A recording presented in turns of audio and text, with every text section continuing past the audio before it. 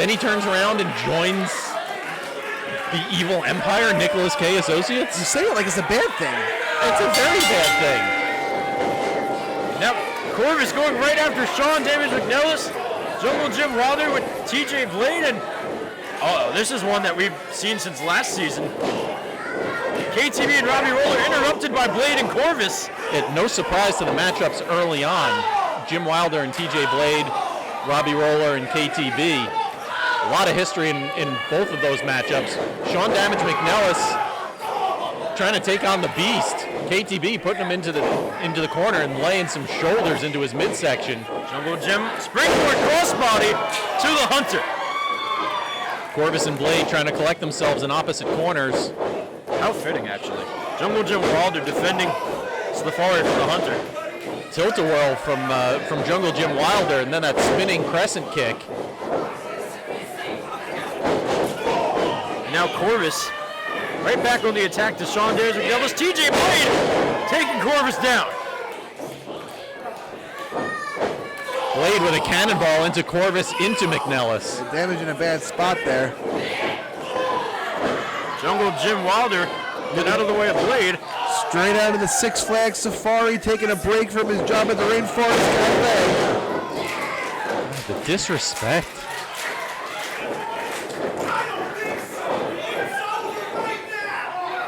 Zero Machine coming from Corvis. No.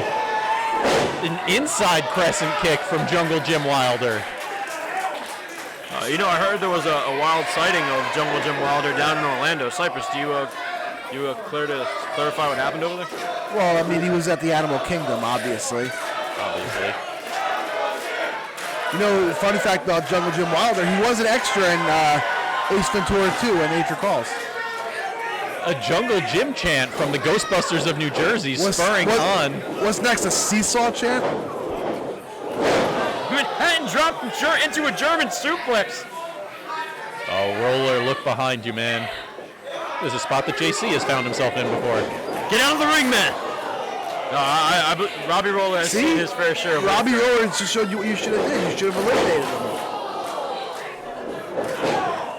Roller getting out of the way of TJ Blade, who ends up just delivering a baseball slide. Clothesline takes down the Hunter. And Damage now. Going after Blade. Back and forth strikes. Kick to the abdomen and face into the knee and the neck breaker. I mean, for a golden ticket ladder match, there hasn't been a whole lot of ladders yet.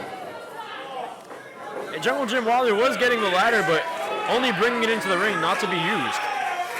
Now Corvis, what's he thinking? Oh, Corvis with that crossbody, but going out to ringside. I think he may have landed on Jungle Jim out there too. It's hard to tell from our vantage point, but. And then the ladder landing on Corvis.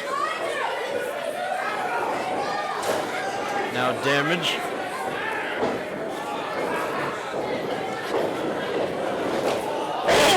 Super kick! Good grief! Out of nowhere, Sean Damage McNelis down and out.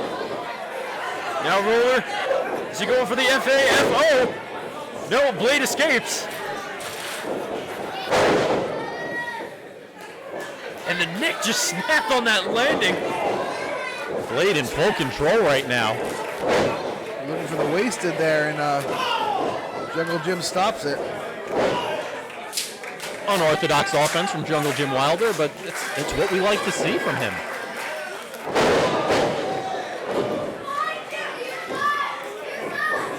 The spinning senton from Wilder. He was going for the crane kick on Corvis.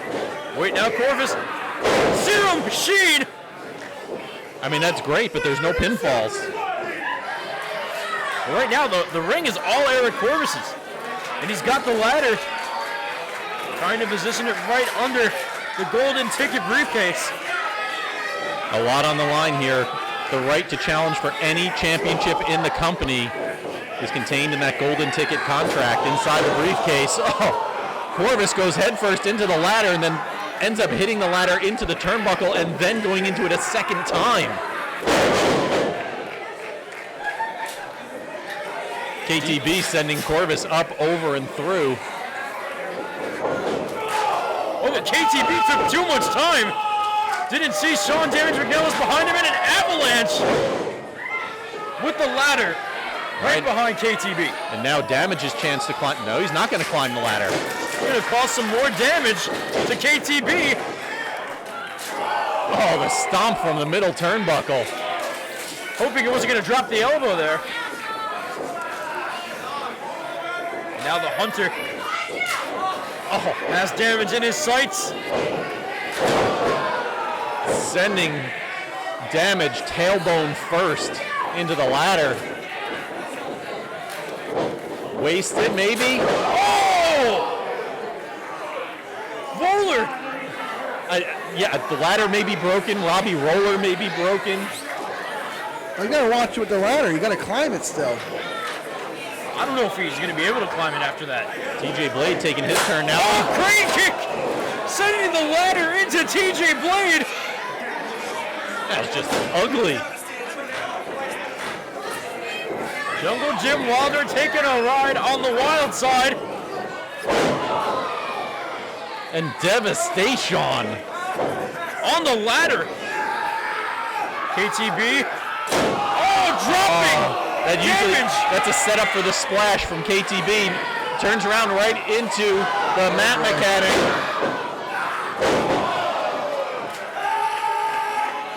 The one person you don't want to be right now is Sean Damage McNelis. Oh, and the beast to Corvis and Damage atop the ladder. My goodness. I have no idea who took the worst of that. I don't know, but you able to scrape SPM off of that ladder. Wasted from TJ Blade. Now Blade has hands on the ladder. Striking roller with it right in the abdomen. Not once, but twice. The only other man standing right now is Jungle Jim Wilder, who's getting into the action. Blade looking for Wasted on Wilder. Wilder putting him up in the fireman's carry. Round and round he goes into the ladder. Goes TJ Blade. Yeah, but Robbie Roller may have gotten the worst of that, as the ladder was just sent right into his ribcage. Yeah, and all the weight of TJ Blade pushing down on the ladder into Robbie Roller. And Jungle Jim Wilder trying to lock the ladder in place, but it's taken so much of a beating here. Yeah, that ladder's barely functional right Jungle now. Jim earned this spot at last breath to qualify for this match. A match that TJ Blade was in as well. That gave Jungle Jim Wilder a bit of extra confidence going into this match. Oh, and the cutter from off the ladder! Corvis swinging the leg of Jungle Jim Wilder back, enabling him to set up for that cutter.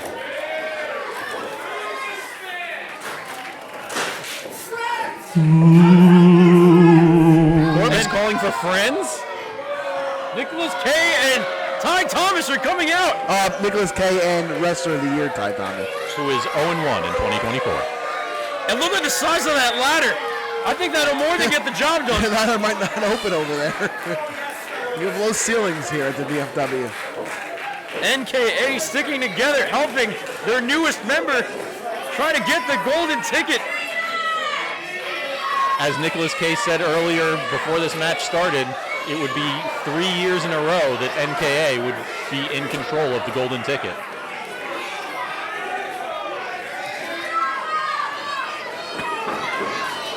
KTB and Robbie Roller both to their feet, sending Corvis into the turnbuckle. Now Nicholas K. is going out to ringside, and joining him is Ty Thomas. And the ring only holds Corvis and Roller. Looks like Jungle Jim Wilder's being helped to the back. Looks like Wilder's out of this match. Darting to the outside, wiping out everyone. And now's an opportune time, and KTB, no one's up. KTB with his choice of opponents for a championship. I feel bad to be. I never feel bad to be a champion, but that would be the one. That amount of power. Wait, but here comes NKA. Both Ty Thomas and Nicholas K. KTB fighting the good fight. Double noggin knocker.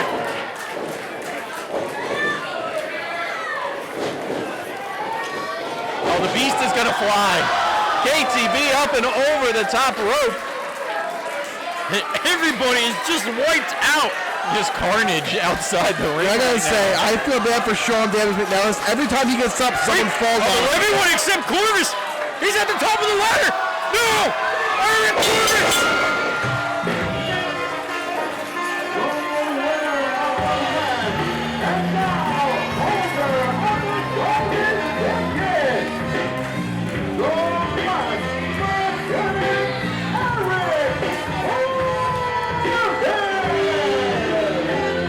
And this is only the beginning of the season, and NKA has one of the most valued prizes in all of UWA Elite, the Golden Ticket Briefcase. Nick Kay called it before this match started, and indeed, for the third year in a row, the Golden Ticket Briefcase is within the control of NKA. Well, it's back home where it belongs. And BT Bull has got to be smiling All the way in Dubai. eating his beef Wellington, usually with a lot of questions. Well, as we end setting the standard, NKA in full control of the Golden Ticket.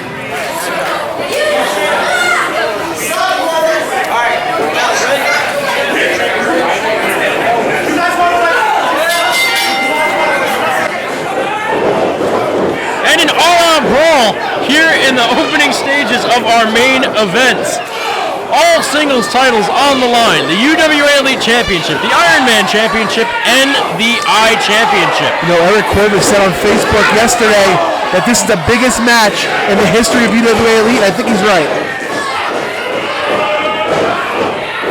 Bulldog practically sending Ty Thomas over the railing to our commentary position. Yeah, I got scared. I was about to leave my chair for a second. So Ty Thomas and Bulldog Pittman going at it. Dillinger and BT Bull in ring. I mean, Bull and Dillinger, the legal men right now. This is a tag team matchup. Has some unique rules. However, at the end of the day, you still need to make your tags and bring your partner in. Corvis and Jay the Key Evans fighting in the audience.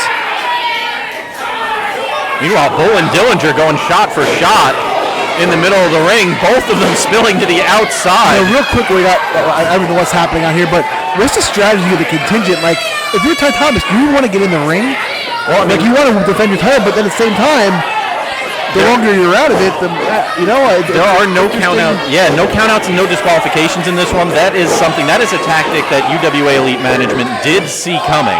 That perhaps the champion's advantage would be used to very, very extreme measures here in this matchup and trying to head it off before it actually happened. So no disqualification and no count out here. No discounts either? No discounts either. Dang. I don't know if you guys saw Nicolas Cage just make sure he got involved with like a right hand right across Jay Evans' face. Ty trying to drop a fist down onto Bulldog Pittman.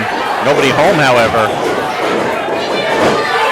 You know, I just want to point something out real quick. I'm seeing something I don't know if anyone else, you guys, or anyone's seeing right now. What do you got? Bulldog Pittman can't be trusted. Why is that? Why? Because look at the unity between Corey Dillinger and Jay Evans. They're both wearing blue, and they're both wearing red wrist tape. Bulldog Pittman's wearing black and red and silver, and he's wearing blue wrist tape. You know, I think that's navy blue, though. I don't think that matters. Oh, no, they're all in unison. They're not in unison. That's the problem. But there's not a uniform for this matchup. That's not how this works. The members of the contingent aren't all wearing similar attire. Look at that power bomb. They're a well-oiled machine. The power bomb by Bulldog Pittman onto a leaping Ty Thomas sends Ty out to ringside. Bulldog, the only man upright in the ring right now. You know, it's surprising because Ty has more power because he's wearing the headband. Corvis rakes the back of Jay Evans and then rings his bell for good measure.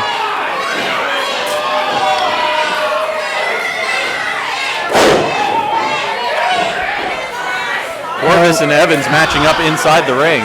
Now, if you thought this match is confusing, let's confuse you a little more. Corvis last month defeated Jay Evans to win Flash Carter's iChampionship. One of the stranger notes on my spreadsheets, but yeah, that is 100% accurate.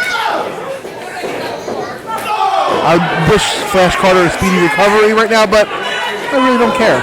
It seems like he's doing just fine. He got accepted into med school, so congratulations to him. Good. That means he's leaving permanently? Corvis trying to get the suplex, but a reversal by Evans. Now, if Evans wins, is he the iChampion or does he got to give it back to Flair? He would be the iChampion, yeah. If he's the man who pins Eric Corvis, then that's actually, that's 100% how that goes. No, I think that's like a dirty-handed tactic by Jay Evans. You know, he just keeps the title for himself. Flash Carter asked for someone, power slam by Jay Evans is blocked by Corvis. Corvis with a scoop slam of his own down into kind of a falcon arrow. I will say one thing about Jay Evans, and one thing hasn't changed in this show. I still think he slashed tires. There's so many things that have happened in the last month that I just want to forget about. Corvis taking out his teammates. Jay Evans pulling on the top rope, sending Corvis to the outside. Cypress, why would the mat mechanic attack his teammates like that? Yeah. What are you talking about? They tried to catch him. They just weren't ready. Right now, all three challengers standing tall in the middle of the ring. The champions, the contingent, out at ringside trying to collect themselves. Once again, no countouts. Wow, Ryan T struggling with those belts right now. Where's that the dumb security guard right now to get rid of him and put him in my way? Crowd here chanting for a fight. The contingent not exactly eager to get back in the ring. Corvis hopped on the apron for but a second. Ty backed off. Yeah, Ty Thomas trying to get Ref Ryan T to back off the challengers. So at least one man can get back in the ring here. Again, this is a tag team matchup. Tag team rules exist in this matchup, despite what you're currently seeing. Eventually, we'll get there. I don't know. Maybe we won't. I say let him go. I mean, we have to in order for this matchup to actually take place. There does have to be one member of each team in the ring. But to my knowledge, there's no time limit on this match, is there? There is not. No, this is a championship matchup. No time limits. No disqualifications, no countouts. Contingent taking their sweet time on the outside, perhaps devising a plan. The crowd here is mad at the kitchen. They want chicken. They only have hamburgers and hot dogs. Because I know they're not talking about the contingent that way. I mean, they might be talking about the only tag team that is not standing in the ring right now. I mean, there's a lot of tag teams not standing in the ring right now. Old Guard, Justice League, they're all in the back. Corvis calling for, saying, let's be gentlemen about this. The contingent, though, anything but. See, Corvis is trying to do the right thing here. You mean like bringing a steel chair into the ring? That's what you called doing the right thing a little earlier tonight. Well, I mean, at the time, that was the right thing. That's part of a different cause. We can get into that more next month.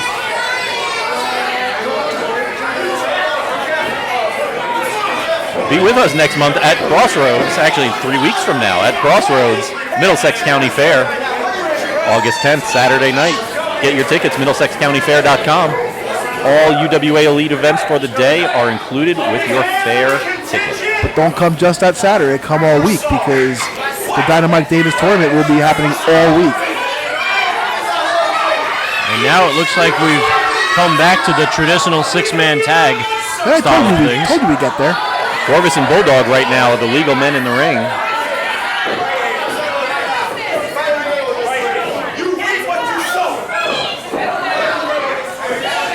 Bulldog's ready. Corvis, Corvis is ready too. Is this our first actual lockup of this match? I believe so. That we are, 15 minutes into at this point? Big shoulder tackle by Bulldog. I mean, unless you consider someone hitting someone with a garbage can a lockup, then yes. Waistlock there from Bulldog Pittman. Corvis on the ropes. Second time's the charm for Bulldog, the roll-up. 2 count only. Bulldog ducking under again, and then a leaping enziguri to the back of the head of the mat mechanic. Bulldog lost his Iron Man championship last month, but if he got the pinfall there, he would be iChampion, correct? That is correct. Yeah, I mean, the strategy for the challengers here, I don't think you have to worry about who is challenging for which title. Well, whichever member of the contingent is in the ring, that's the man you're trying to pin. But do you think that Bulldog, Pittman, or Jay Evans don't want to take that UWA Elite Championship? I mean, of course they do, and that's a huge German suplex by Corvis. These guys are at the advantage. Like Jay Evans could be the UWA Elite Champion. Ty Thomas can't be the UWA Elite Champion. That is very true, and I hope... See, it's almost not fair. I hope that is something that holds true for a very long time, Cypress. I would love to see the Twitter war, the X war between the two of you if that ever happened. Speaking of which, did you hear what Ty Thomas called myself and MC Hale? I mean, alphabetically or chronologically? How do you want that list? In his most recent, thing on UWA Elite social media. I mean, I might get fined for saying. No, go ahead. No, I think he did call you and me quote numbnuts. And Ty Thomas, with all the low blows he's done in his career. Ooh, he's looking at you, MC Hale. Yeah, he's looking at me. He can keep looking at me as long as he's not looking at Bulldog. Bulldog's got a shot at getting that Ironman championship.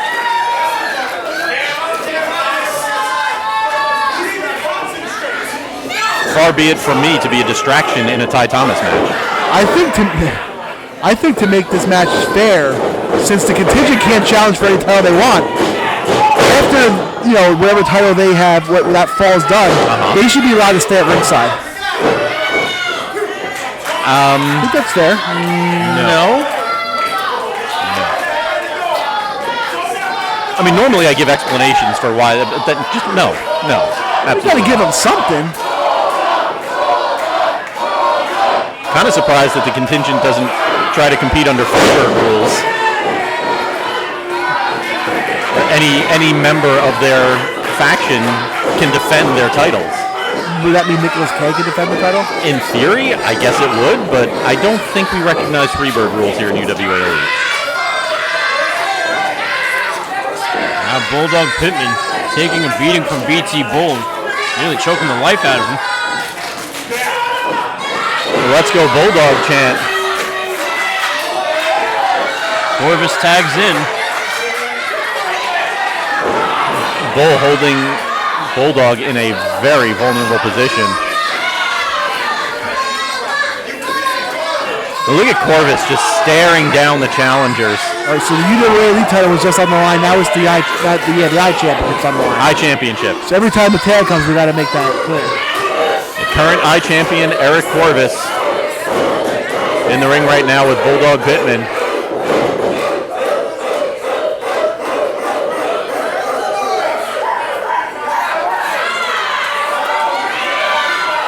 Just a dismissive glare from the mat mechanic, responding to the chants from the UWA Elite Army here at ringside. Off the ropes goes Bulldog, no. Oh, Corvis though, one step ahead of him. Headbutt to the chest. Oh, the spine buster out of nowhere. Planting Corvis. I think Bulldog's been taking some lessons from Matt Vertigo there.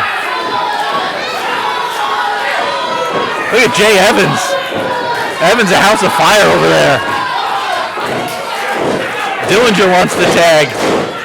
Jay Evans wants the tag. Bulldog making his way toward his corner. The spirit of Jim Hellwig lives on in Jay Evans. Who? Can't say the other one. Trademarked.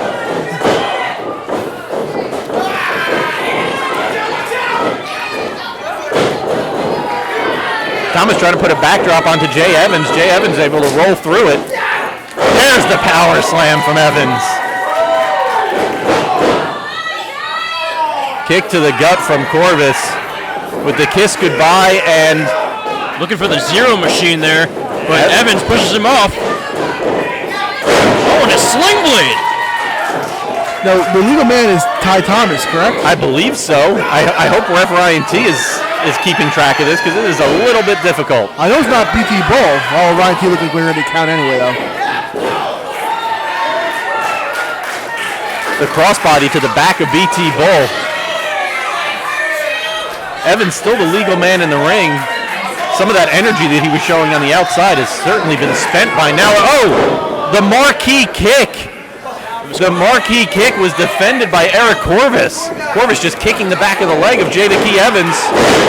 Oh, and drop kicking Bulldog, Pittman, and Dillinger to the outside, giving Ty Thomas the clear path to defending his title. What a good start, huh?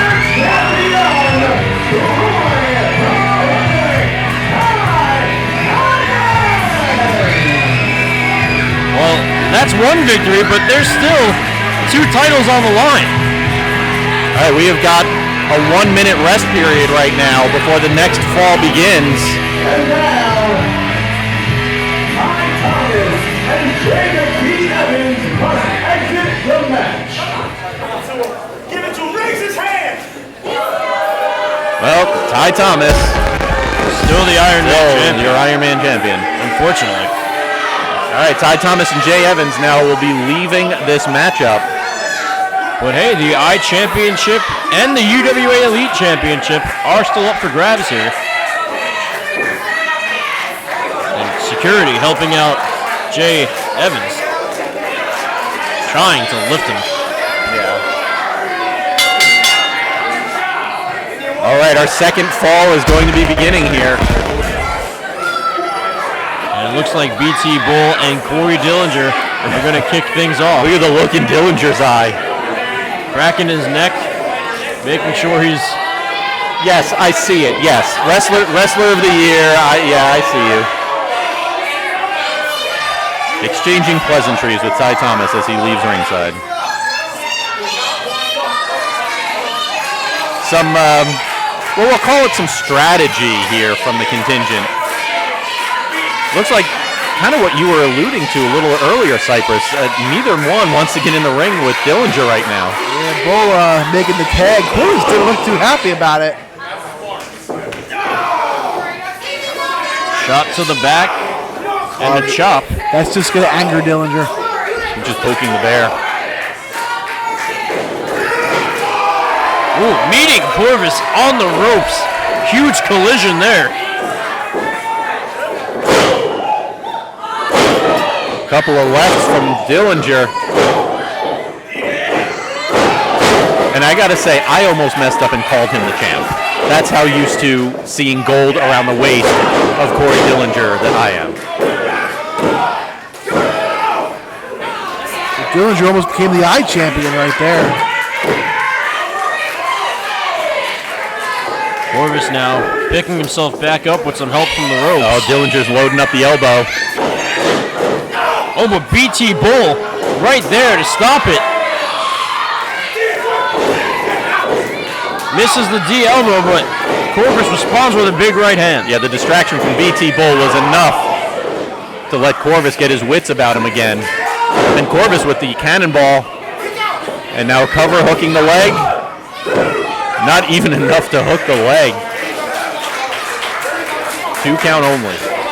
It's almost as if it's like survival for the contingent right here. Just get a pin and get out with your title. I think that's a rather accurate description of what's going on. There's some desperation on that side. Oh, now BT Bull's ready to take on Dillinger. Yeah, now that Dillinger's been beaten down by Corvis. So now the UWA Elite Championship is on the line.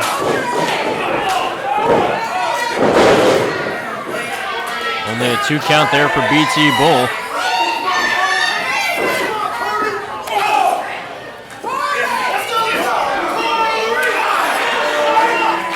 Pittman trying to start that Corey chant.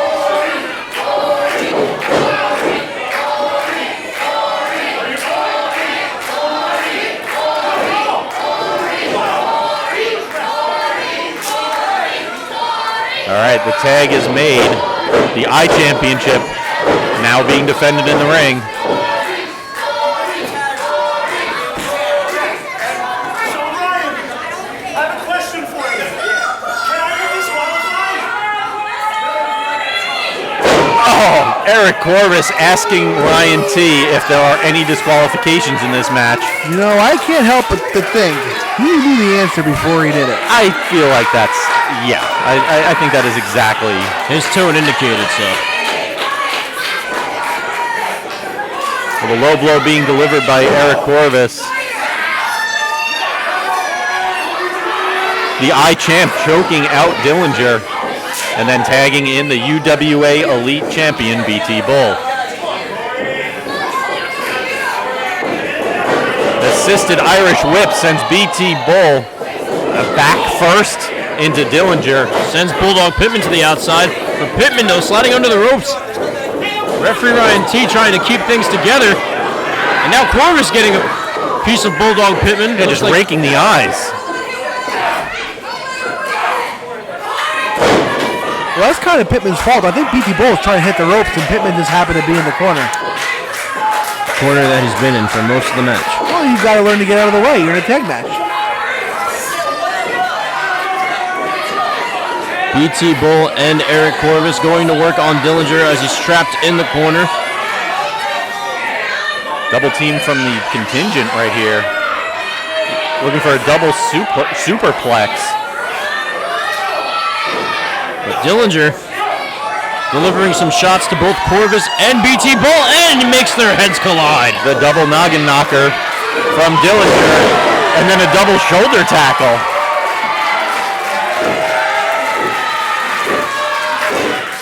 Dillinger showing he's still got a little bit left in the tank.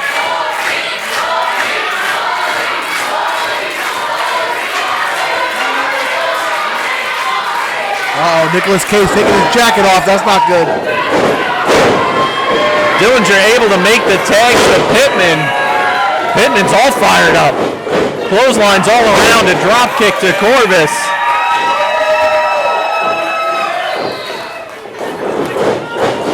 Corvis with the reversal on the Irish whip. Up and over goes Bulldog. And the neck breaker.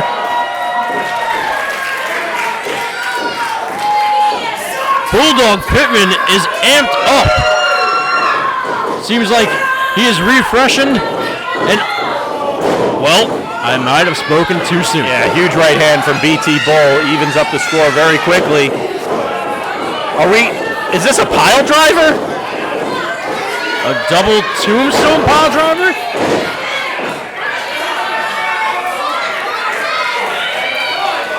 Maybe not with the force they intended, but the contingent driving the head of Bulldog Pittman. A save made by Dillinger. Still only one title has been decided here. The Ironman Championship held by Ty Thomas was successfully defended, but the UWA Elite Championship and the Ironman title still on the line here as 4 men remain in this contest. Corvis taking off the vest here.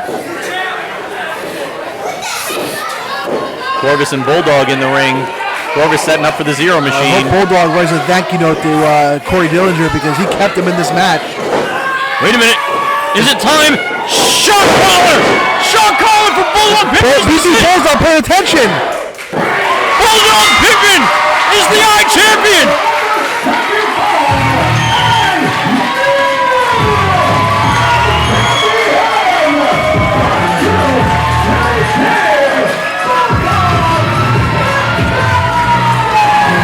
And just like that, one championship is out of the possession of the contingent and belongs to Bulldog Pittman as he is the new iChampion. One fall each. The champs, the contingent, and the challengers. And I know he's on the outside. BT Bull is laying into to Corey Dillinger on the outside. He didn't see that pinfall, and by the time he did, Corey Dillinger give him an assist. He grabbed BT Bull's leg and held him back. UWA Elite Championship! Bulge looks like he just saw a ghost. Well, I guess this is appropriate that it comes down to these two guys for the UWA Elite Championship. They were brawling on the outside of the ring. That is how the UWA Elite title has changed hands. And BT Bull grabbing a sip of water. But the UWA Elite Army showing they're completely behind Corey Dillinger. Some left hand jabs. And just to clarify things, there's still no disqualification, no countout. Nothing changes. That's correct.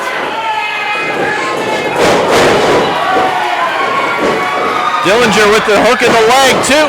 Now, the rest of the contingent might be gone, but there's one key factor you got to remember on the outside, and that's Nicholas K. He's still there. Nicholas K. has made his presence felt in most of the contingent's matches. I see no reason to argue with you, Cypress. He's been quiet so far, or not quiet, but you know what I mean? He hasn't gotten involved so much so far, but he might be picking his spot. BT Bull looking for the bulldozer. Dillinger able to fight his way out of it. European uppercut. BT Bull, though, meets Dillinger at the ropes. Now, will he get the bulldozer off? And he gets it! Bulldozer in the center of the ring. 2. No, he kicked out. Corey Dillinger kicks out of the bulldozer. I cannot remember the last time anyone has kicked out of a bulldozer, if there were any to begin with. I mean, Nick K is arguing with referee INT here, but it doesn't matter. That 3 count just did not happen. Sorry, I had to cut you off. JC, I think BT Bull agrees with you. I don't think he remembers by the look of, well, can't see his face, but by his reaction, he doesn't remember last time someone kicked out of that either. Rear naked choke, that is the other way that BT Bull tends to end his matches. I don't know how effective that is to Dillinger, because I guess Bull's effectiveness with the choke is when he's able to wrap his legs around the waist of the opponent, and Dillinger is such a big guy. I don't know if he can fully lock it on. Yeah, BT Bull is used to having a size advantage in his matches, and that is absolutely not the case with Corey Dillinger.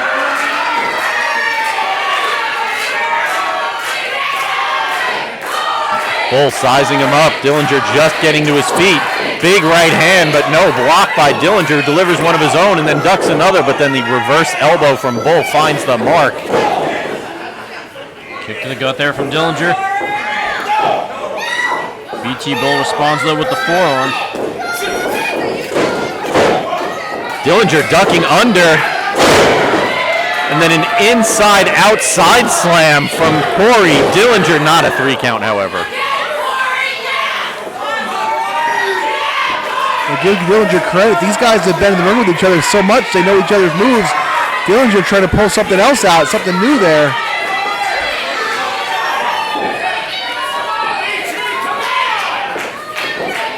Dillinger lining up BT Bull. 3-point stance.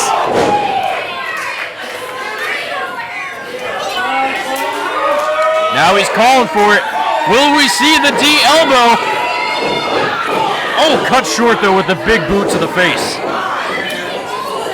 Huge right hand from Bull, just a knockout punch right to the jaw of Dillinger. Still kicking out. Just enough shoulder up from Dillinger to not lose this match. And again, the closed fist completely legal here. There are no disqualifications. If Bull is able to put Dillinger away with that, then it would have all been legal. I think BT Bull's wondering what he has to do. Oh, he's tried the bulldozers, tried the knockout punch, and attempted to put on the rear naked choke. And Dillinger going up to the top turnbuckle? Looking to meet BT Bull.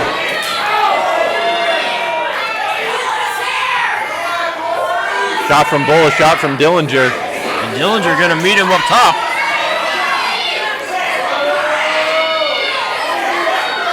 Superplex possibly by Dillinger. And if he gets this off, it'll be one of the biggest superplexes in UWA Elite history. Here we go. Hope the ring's reinforced. Oh gosh! The bounce in the ring says it all. Superplex by Corey Dillinger. BT Bull practically at the other turnbuckle. Going 3/4 of the way across the ring. God. Here comes the rest of the contingent. Well, there's no disqualification. No, indeed. And looking under the ring for something. Well, we got a chair to start off with. Cypress, is that yours? Oh boy. Well, I mean, I'm not the only one that has a chair. And a table has entered the ring. Once again, no disqualifications. The contingent taking full advantage of that rule. I mean, Ref Ryan T trying to And prevent here it. comes some help from Jay Evans and Bulldog Pittman. The cavalry out to ringside, raking the eyes, both members of the contingent. Corvis is signaling to his fist. Oh boy. Oh, Ty Thomas has brass knuckles. Ty Thomas using those brass knuckles to gain his Iron Man Championship last month. And a low blow to Eric Corvis. And there's one for Ty as well. Jay Evans. My favorite field goal kicker, Jay the Key Evans.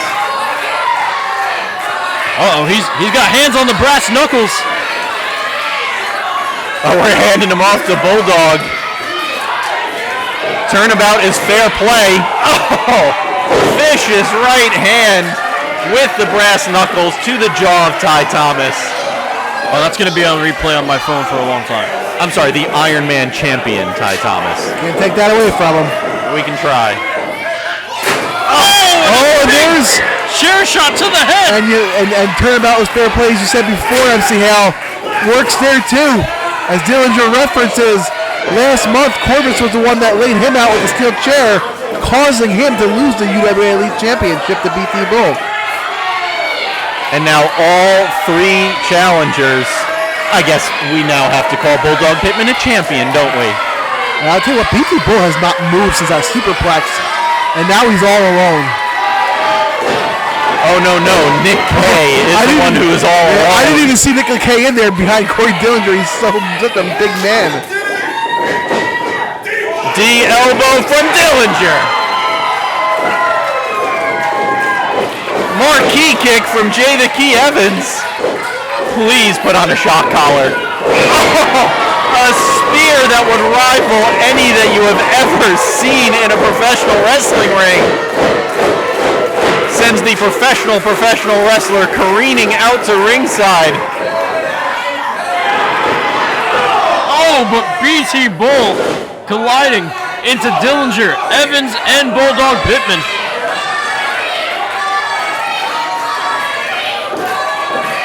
Bull just with a flurry of lefts and rights to the former champ, Corey Dillinger. And then another vicious kick. I mean, it's all legal here. It is indeed. Clearly, everything's legal with what's going on in this match. What's gone on all night tonight? BT Bull leaning the table against the second turnbuckle.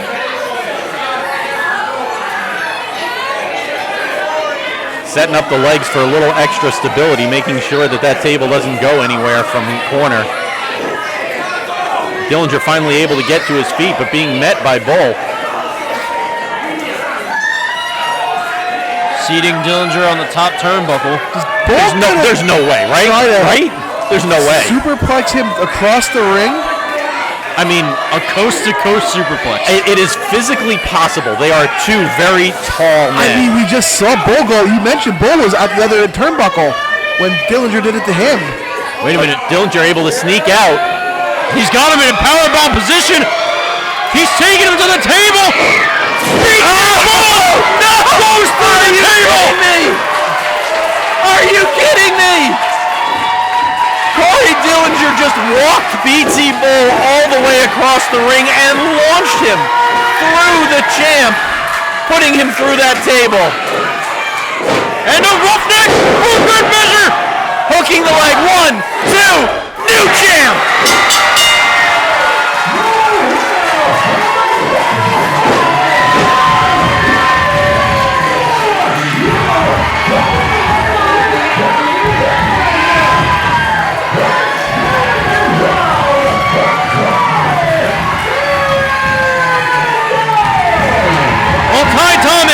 May have escaped with the Iron Man Championship, but Corey Dillinger is the new UWA Elite Champion, and Bulldog Pittman, your new iChampion. A series of losses for the contingent. Yes, Ty Thomas still has his belt, but those are two huge losses for Nicholas K and his contingent. Celebration going on in the middle of the ring right now. Cameraman here, but That explains it, and I could not be happier. And the look of disappointment on Ty Thomas's face. The look of terror. The look of absolute. You point at me all you want. Keep pointing over here. I'm not the one in the ring. He's the one in the ring. Turn around. Look at him. Yes. Right into a big boot. Oh, that's amazing. Oh my goodness. Oh, Bose with a clothesline that would drop an oak tree. I mean, it's really not fair. Come on. Oh, I'm changing. Hang on, I gotta change my notes. Bose replaces Jay the Key Evans. Oh, and just look at him. Look at him scream in agony. Lighting up the chest. Oh my goodness. That's one way to get it, Dan.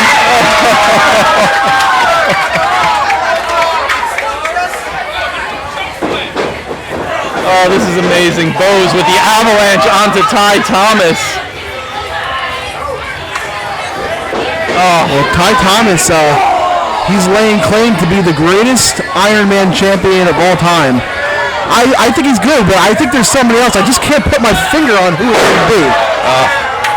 I mean, the longest reigning Iron Man champion of all time. Oh, what a leg drop!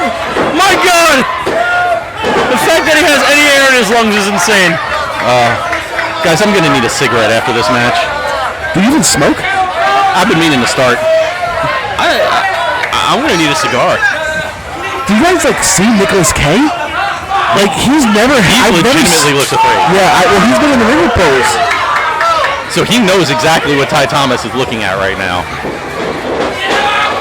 You can't even prepare for Bose. Even if you knew he's your opponent, you can't prepare for him. Imagine trying to prepare for him now without even knowing.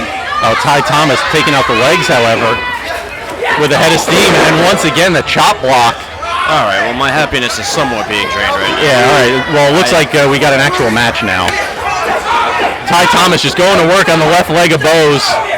Which, I hate to say it, it's smart.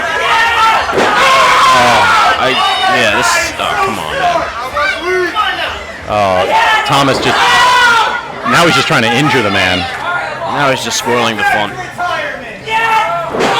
Nicholas K just yelling at Ty Thomas to send him back into retirement. All right, well, my joy, my giddiness has abated just a little bit here. As Bose now flat on his back in the middle of the ring. Cypress, you're taking a picture of Bose being down and out? No, I was trying to show him something. I had to take a picture of it. Can't believe that. Ty Thomas dropping those closed fists under the forehead of Bose. And now an elbow for good measure. Barely a 1 count. Yeah, that's right. I'd still be afraid if I were you, Ty. I mean, one thing Ty does have going is that Bose hasn't been in the ring in a year. Very true, very true. He was in the tournament last year. Oh, but Ty! What? Oh, backbreaker! Nearly breaking Ty Thomas in half. And putting him over the injured leg. That's the knee that Thomas has been working on, and Bose just decided, you know what, I'm just going to do it anyway. And a sidewalk slam, perhaps? There's the slab. You know, I'm going to be completely honest. Bose may be a new champion. When I was doing what I was doing before, I wasn't listening to a word you guys were saying, so if you covered this already, I apologize in advance. But do you think there's a certain person in the back that might be with Ty Thomas, aligned with Ty Thomas, watching this very closely, that has a bigger match ahead of him, that has some history with the Electric Bose? I mean, of course. And he has not been banned from ringside for this match. Well, not for this one. Oh, leg whip from Ty Thomas, taking Bose off of the middle turnbuckle. I mean, Ty's got the right strategy. He absolutely does. Take the legs out from under Bose. As I said, I hate to admit it, it's a smart thing to do. We said it earlier today about Hedges. I mean, all of his maneuvers are power-based. He needs that strong base under him. If he can take his legs out, then that's a whole lot of Bose's offense that just goes away. Oh, and that leg snapped. You don't become Wrestler of the Year for nothing. I mean, Ty Thomas is the 2023 Wrestler of the Year. We cannot take that away from him, no matter how much we would like to. And according to the IP address on the voting results, it came from one person, and it goes by the name of Cypress. I mean, I'm not gonna lie, I did vote for him. How many times? No, I didn't vote at all, to be honest with you. I think my son's a giant UWA Elite fan. I didn't get a chance. So you made Cypress Jr. put it in like 10 times? No, he didn't vote for him. He doesn't like him. Ty continuing to work on the left leg of Bose. The crowd getting behind him. Unfortunately, the crowd can only do so much from where they're sitting at ringside. Still only a 2 count. Bose very much in this match. Nearly ruined my night there. I thought it was over. If Bose wins this match, I would deliver the belt personally to him. Don't overstep your bounds, MC Hale. Remember, you don't get involved. We're supposed to stay behind this table. I'm not the guy who oversteps, all right? Ty has come over to me before. I've stayed very clearly behind my commentary table. I'm just saying, like, you gotta know where you are. I know. I want to talk about overstepping. Didn't you step, like, near the ring to deliver a steel chair to Big Den? No, I'm not true at all. I stepped in the ring. Even worse. Ty with a diving clothesline. Come on, cover, and Bose able to just press his way out. I mean, Ty's in firm control right now. Absolutely is, and I'm none too happy about that. To those who don't know, the reason that me and MC Hale are completely biased in this situation because Ty Thomas doesn't shut his mouth in the ring and out of it, all over social media. He makes an effort to tag me and MC Hale in every rant about commentary. Because you guys say mean things about him. It's easy to say mean things about him when he's a mean person. It's in response. I mean, this is something that means, the elbows, the Bose line. Oh, come on. The Bose line from the Wretched One. Almost taking out Ty Thomas. But as I was saying before, there's only so much you can take from this, quote, truly terrific, unquote, Ty Thomas. Yeah, and I appreciate JC kind of, you having my back a little bit on this. This is something that's been brewing between me and Ty for quite a while. And I'm very happy that Bose is in the ring looking to take him apart. Are you saying that I don't have your back? Cypress, I wouldn't trust you to sit the right way on a toilet seat. Forget having my back. I always offer to get you coffee. I always ask you if you want me to hold the spit. Ty Thomas with Bose way up on the top turnbuckle. And Ty Thomas on the mat. I think I was a little early. I was early with the call. Here's the elbows. Dear God. Listen to this crowd. Put in the crater. 2. Nucci. No. Oh, Ty Thomas kicking out at 2 9/10. Putting a crater in the chest of Ty Thomas. I can't believe he kicked out. Nick, I wouldn't do that. Oh, wait, you see? You guys see that? Nicolas Cage just threw the brass knucks in the ring. Ty Thomas with the brass knuckles. Bose catches it. Oh my God. Eulogy. Eulogy. Pile driver. This is it. Is this the nail in the coffin? Let's go. 1, 2. No. Nick Cage takes the ref out of the ring. Are you kidding me? Bose should be the new Iron Man champion right now. This is an outrage. Bose yelling at Nick Kay to get back into the locker room where he belongs. And now Ty delivers the brass knuckles, and the referee doesn't see it. Ty with the cover onto Bose. No! Come on! Oh, you guys. This is your guys' fault. You know that, right? What? Your fault.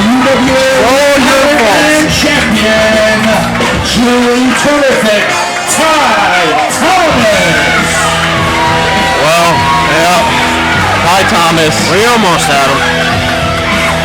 Continuing his winning streak. You guys look so dejected. What's the matter?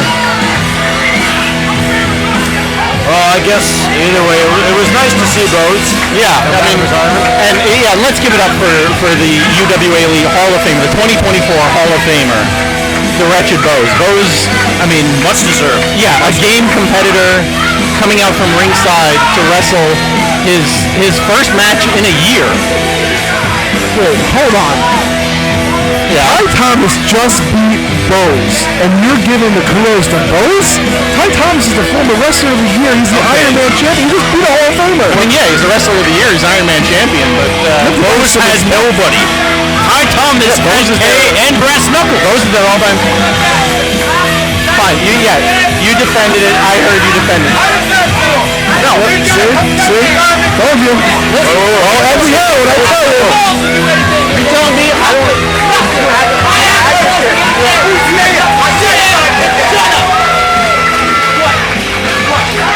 Oh my God! Whoa.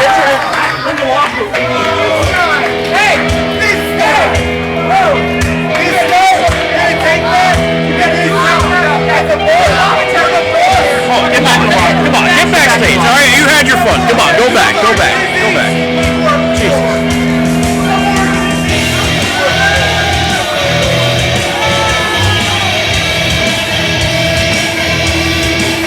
Garbage.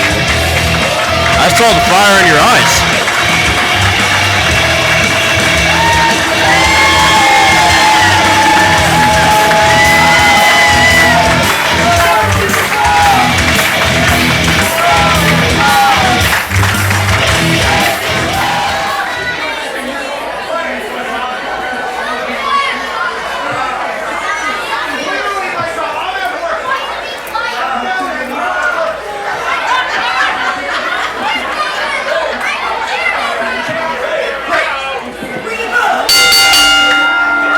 The UWA Elite Championship Middlesex County Fair Street Fight is now underway, and wow, Dillinger just charging BT Bull into the corner. I think the ring just moved.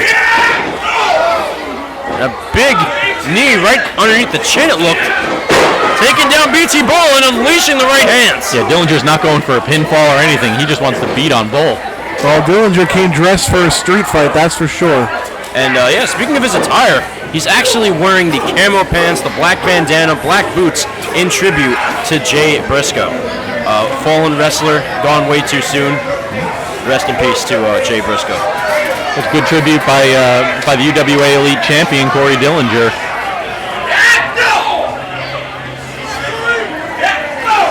Couple of bare right hands to the forehead of BT Bull. No countouts and no disqualifications in this street fight. Anything goes. Cypress, you can be used as a weapon.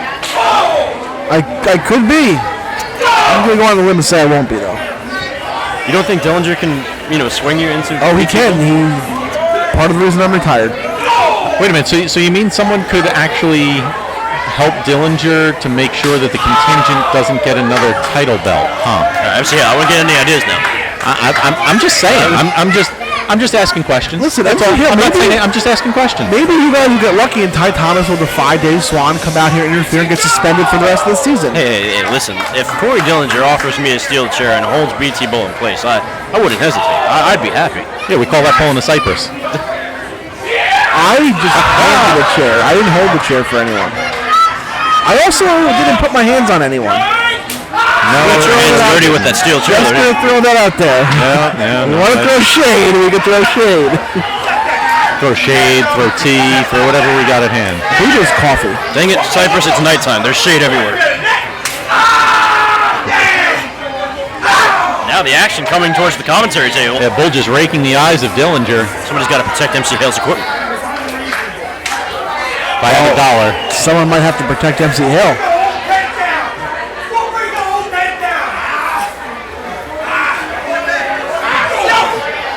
Bull and Dillinger once again coming over toward the commentary position here. Oh, Dillinger going hard into the table. Onto the wrench. That's insane. There is a wrench at this table. I'm not even kidding. Yeah, for some emergency ring repairs, but in this case, just getting used. Oh my goodness. Well, a refreshment, but not refreshing at all for Corey Dillinger. All right, rows 1, 2, and 3 are the splash zone at today's event. And I think MC Hale has the better vantage point here. Yeah, all right, we've got BT Bull and Dillinger fighting their way into the DJ truck. Cypress, we'll take 5. Yeah, I mean, I might just get up and watch. looks like Bull is going to try and bulldozer onto the ramp of the DJ truck. Oh boy, trying to soften up Dillinger, not quite enough yet. Dillinger down to one knee. Oh, and Dillinger with a big uppercut left underneath the jaw of Bull. Dillinger sending Bull into the walls and then into the other wall and then back to the first one again. We're going coast to coast over and over again in the DJ booth. A few more right hands. Okay. Dillinger just making an example out of BT Bull. Dillinger's might be looking to use some DJ equipment.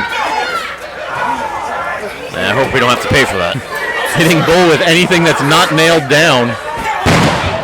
Oh my God! Was that gunfire? That was a cannon. That was a cannon. Oh my God! That was a cannon from the trapeze artist. That had nothing to do. I thought we were putting this murder. BT Bull just went through the window.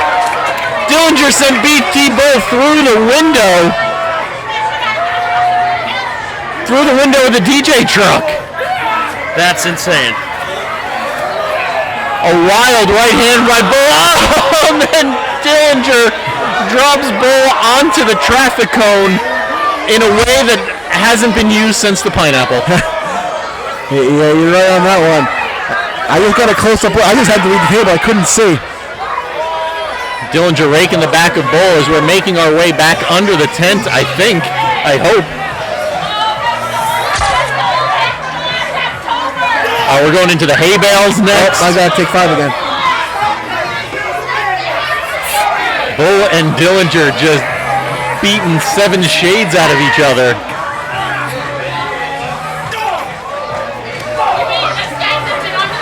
We thought they were making their way back into the tent, but they have seen fit to do a little extra damage to each other outside of the venue here.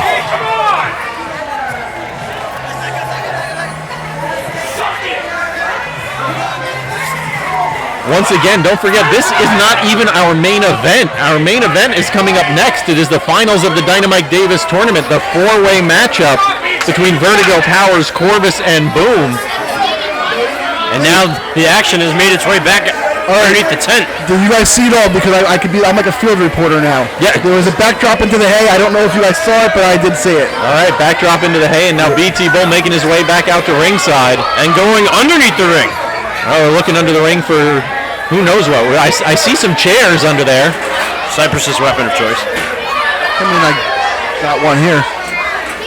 We got a second chair that Bull is putting into the ring. And he's going for the third as well. BT Bull with a trio of chairs into the ring.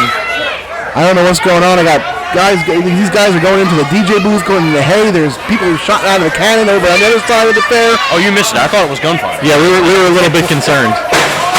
The trash can now enters the ring. Nick Cage calling for more. Dillinger's still trying to get up from being backdrop.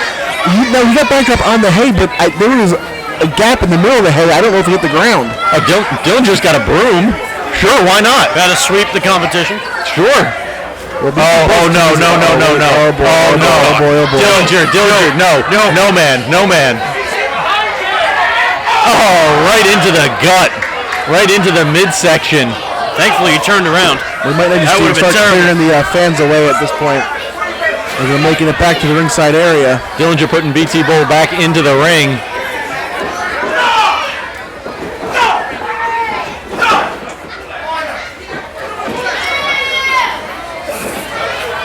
And now he's got the bullrope with the cowbell. Oh, whipping Dillinger with that rope. Listen, that rope might not make the noise as sound like a belt. You might not hear it, but that hurts. That is a heavy rope. Have you been hit with a bullrope before, Cyber? I've been hit with a lot of things in the ring. It's hard to remember everything I've been hit with. I might have been. I've been hit with a belt for sure. I'm just gonna let you all know. I got some fan feedback here. The broom that Dillinger brought into the ring was actually handed to him by the fans to be used specifically against BT Bull. So kudos to the UWA Elite Army. Last time the fans brought weapons, the pineapple became a legend. I mean, the broom almost became a weapon in the same way. Oh no, I said legend. 2 count only as Bull makes the cover. Is that the first pinfall attempt of the match? I believe so. It might be. This is not a falls count anywhere match, however, so the pinfall has to be made inside the ring. No countouts, no disqualifications, but we still need a pinfall or submission victory. Right hand taking Dillinger down. And the trash can has come into play. Oh, right to the back. And much like Cypress, I can let you know, that does not tickle. Does not feel good. You've been hit with a trash can? I have been hit with a trash can. I've been hit with a stop sign. I've been hit with... There is so much that I'm fortunate for. I've been hit with a kendo stick from Jake the Snake Roberts, as a matter of fact. Okay, I'd sign up for that. That's pretty awesome. No, it was not. I disagree with you, sir. Awesome is Snake Roberts using a kendo stick. I have a few words to describe it, but awesome is not one of them. I can't imagine. Meanwhile, back at the ranch. Dillinger sending BT Bull halfway across the ring, just throwing him, launching him. I'm going to say something that might sound crazy, but hear me out. BT Bull's lucky on that one, because he was a little bit, like a couple inches away from landing on the garbage can. Fair point, It would have been a lot worse. And there are those jabs from Dillinger. Get this big windup. There it comes. Are we going high or are we going low? Oh, we're going low.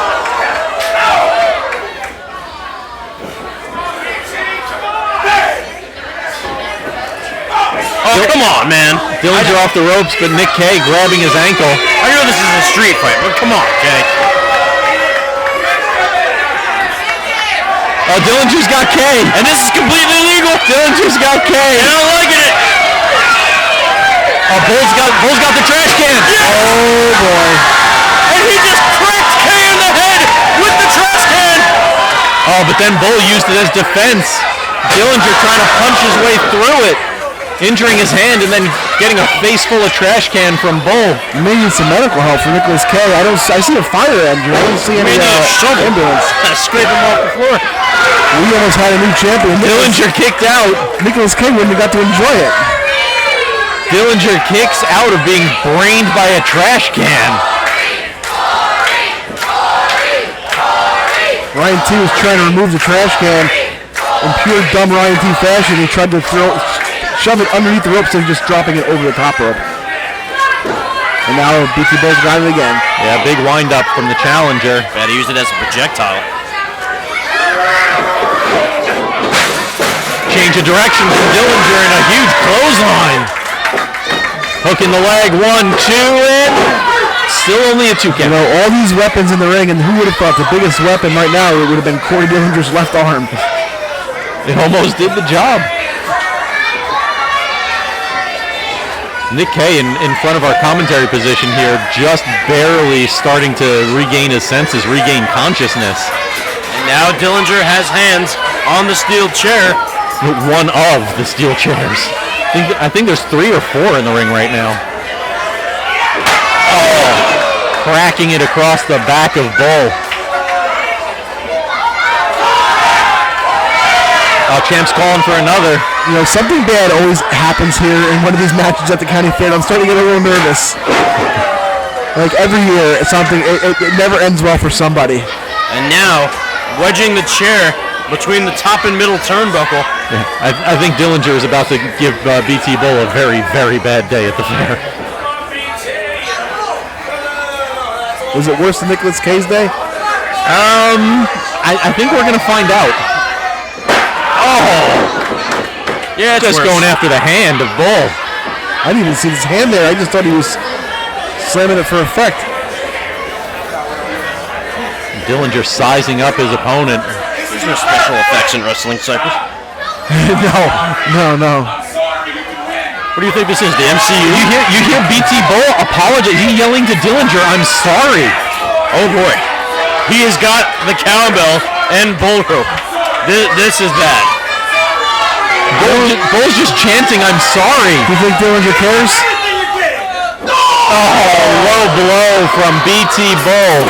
Oh, and head first into the wedge steel chair. You know, I don't think he is sorry.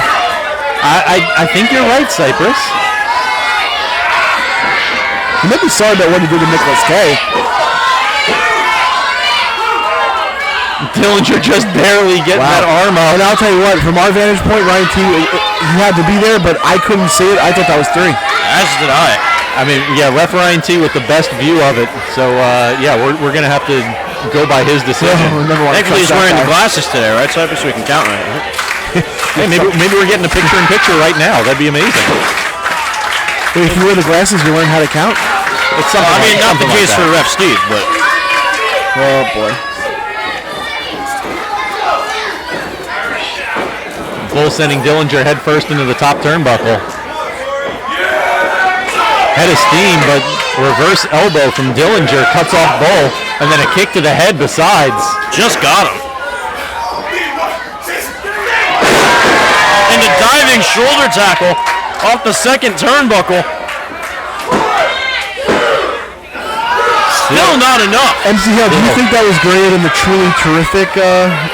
I mean, it certainly had more impact to it. Dillinger, a much larger man.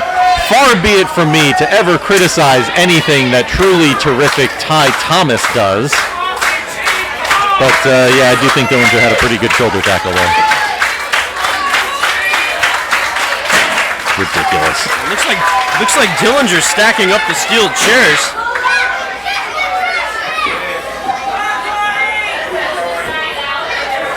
Whatever Dillinger has in mind for Bull, it's going to be bad news. Just a big right hand from Bull. Oh, bulldozer onto the chairs, maybe. Corey just put them all there. Oh, is he setting up? Is Corey setting up for his own demise? No! I'm not done! Well, you wanted a street fight.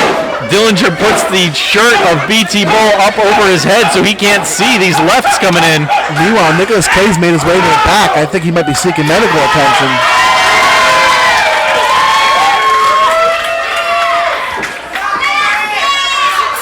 Dillinger's got the bull rope again.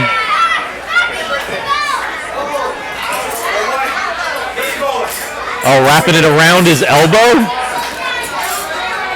This could be the most devastating D-elbow of all time. Oh, here it comes. Off the ropes goes Dillinger. Here comes the champ. Oh! D-elbow with the cowbell. Oh, I got a fever. The only prescription is more cowbell. Roughneck onto the chairs by the champ, and still UWA Elite Champion. Here's your winner, and still UWA Champion, Corey Dillinger. Well, we know one thing went right tonight. Corey Dillinger retaining his UWA Elite Championship over the challenger BT Bull in the Middlesex County Street Fight.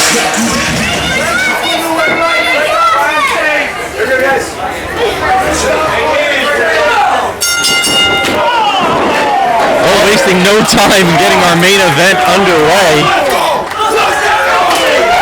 Is the finals of the DynaMike Davis Memorial Tournament, and I hope referee Ryan T has enough energy to call this one. Yeah, early on, we've got Chris Powers and Eric Corvis down at ringside. Boom and Vertigo starting things off here. Eric Corvis kind of had that comment. He was taunting Vertigo the entire time during the entrances. So you think that was justified, what Vertigo did to Eric Corvis? Well, they were in the match, and he waited for the bell to ring. So yes. I know you were trying to do that. It was worth a shot. And Vertigo is the freshest participant of this match. He had the first match of the evening. I want to get this out of the way real quick. I'm not saying that he carries water, but MC Hill, Ty Thomas did say you shouldn't have put your hands on him. And I'll just leave it at that. I don't know what that means. How many times have I ever agreed with Ty Thomas? This is going to be one of them. No, I should not have put my hands on Ty Thomas. However, mitigating circumstances. I mean, yes, Cypress, the old Howard Finkel. However, let's call. I'm tired of talking about Ty Thomas. It's Cypress's fault. I'm sorry. It usually is. We're going to say it one more time. Back at the wrench. Corvis putting Powers on the top turnbuckle. Vertigo doing the same. Sorry about that. There you go. Jinx, let me go. Oh, big right hands by Vertigo and Corvis both. A lot of matching energy at opposite corners right now. Oh, we got a chicken fight. That's what we got at the Middlesex County Fair. Since summer camp in like 2005. Listen, we've had pig races. Why not have a chicken fight? I feel like chicken fights maybe not legal though. MC Hill was at like his first 20-year reunion in 2005. Wasn't it like 13 years actually? Oldest member of the roster. Not today, I'm not. Oh my God, it's a suplex! Super duperplex. Did the chicken fight ever end that way, though, at summer camp? No, it did not. Corvis trying to make his way to eliminate anybody. Which, I mean, smart maneuver.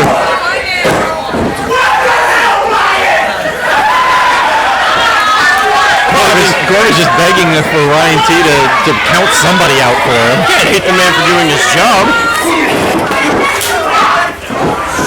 Slaps Corvis' hands away. Into a cutter! Vertigo once again busting out that cutter. Trying right hand on Chris Powers, who just delivers a leaping neck breaker. Powers and Boom now. Boom sends Chris Powers up, over, and behind him by about 12 feet. The spinning DDT by Corvis.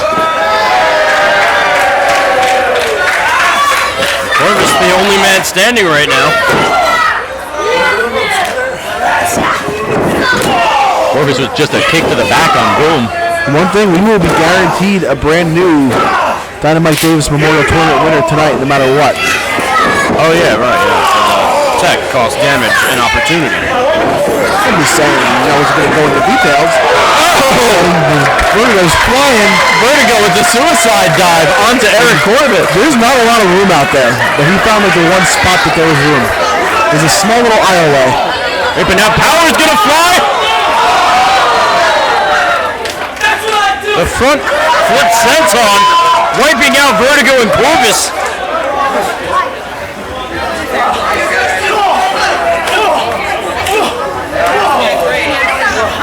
Can't quite see what's going on outside, but yeah, we don't have the best vantage point right here, but it looks like Boom might be flying as well. Oh boy, Boom gonna springboard off the second rope and into a crossbody, wiping out everybody. Three of our four participants are now down at ringside. Boom being the only one still standing.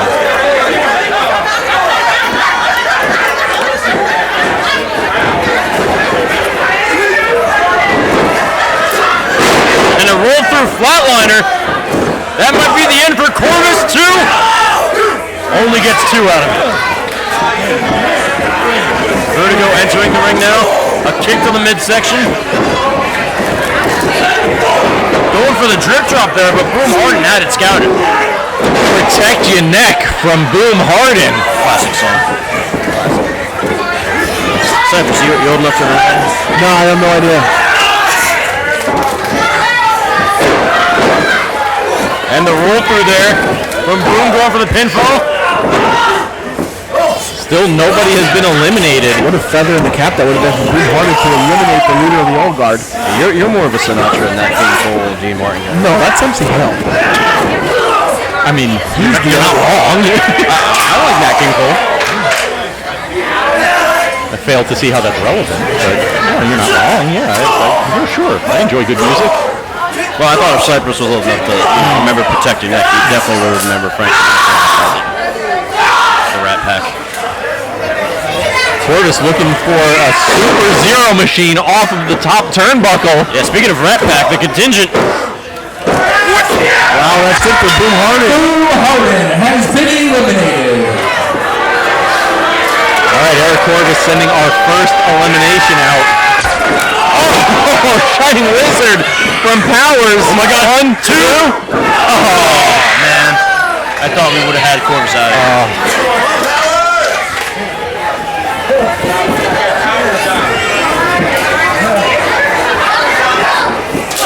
Ooh, what a slap there from Corvis. Times 3. Put into a spear from Vertigo. Vertigo's got Powers lined up. Powers getting out of dodge.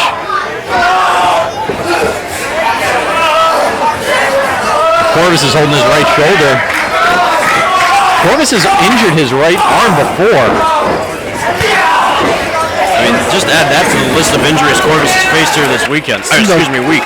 Seemed okay in that oh my goodness. The stalling German into the middle turnbuckle from Corvis. And also in the Matt Vertigo, who was under him. Come again? No, just once. Corvis trying to take out Chris Powers, but Powers kicking out. He's going to try and pin Matt Vertigo now. We've seen this from Corvis several times in the finals of the Davis tournament before, and it's a strategy that should be more effective than it appears to be. If everyone is down, just try and pin whoever you possibly can. You never know. You never know. I mean, it doesn't usually work, but you never know. It's a 4-way elimination match. There shouldn't be anyone breaking up your pinfall, so just try to eliminate as many people as you can, as quickly as you can. Even if it's not an elimination match, just pin them all if they're down. You never know which one you'll get. Big right hand from the New York Drip onto Corvis. Pushing Powers out of the way. Corvis softening up the midsection of Vertigo. Vertigo goes crashing hard into the mat. A short frog splash. We'll call it a tadpole splash from Eric Corvis. Oh, Corvis getting out of the way. As now flipping senton from Powers. That might look like a dumb idea from Powers to try to break that pin up, but he was trying to catch Corvis with the wheel kick. And that you got to think he was going to try to pin Corvis quick and pin Vertigo right after. Drip drop from Vertigo. 2. And Corvis is out of here! Oh, it'll be another tough year for Eric Corvis. I thought this was Corvis' year. I really thought he had a chance. Matt Vertigo and Chris Powers. The final 2 in the DynaMike Davis Memorial Tournament. Who will come up with the victory here? Matt Vertigo defeating V. Daniel, defeating Big Dan, defeating Joey Adams.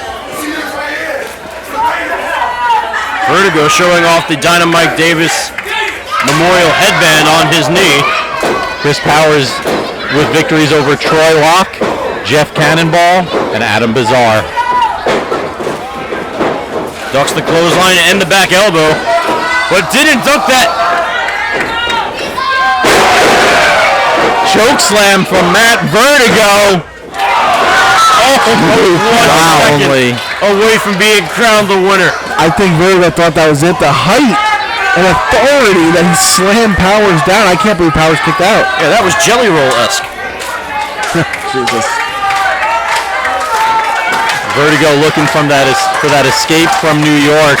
You didn't like that one, Seth? No, I'll pass on that one.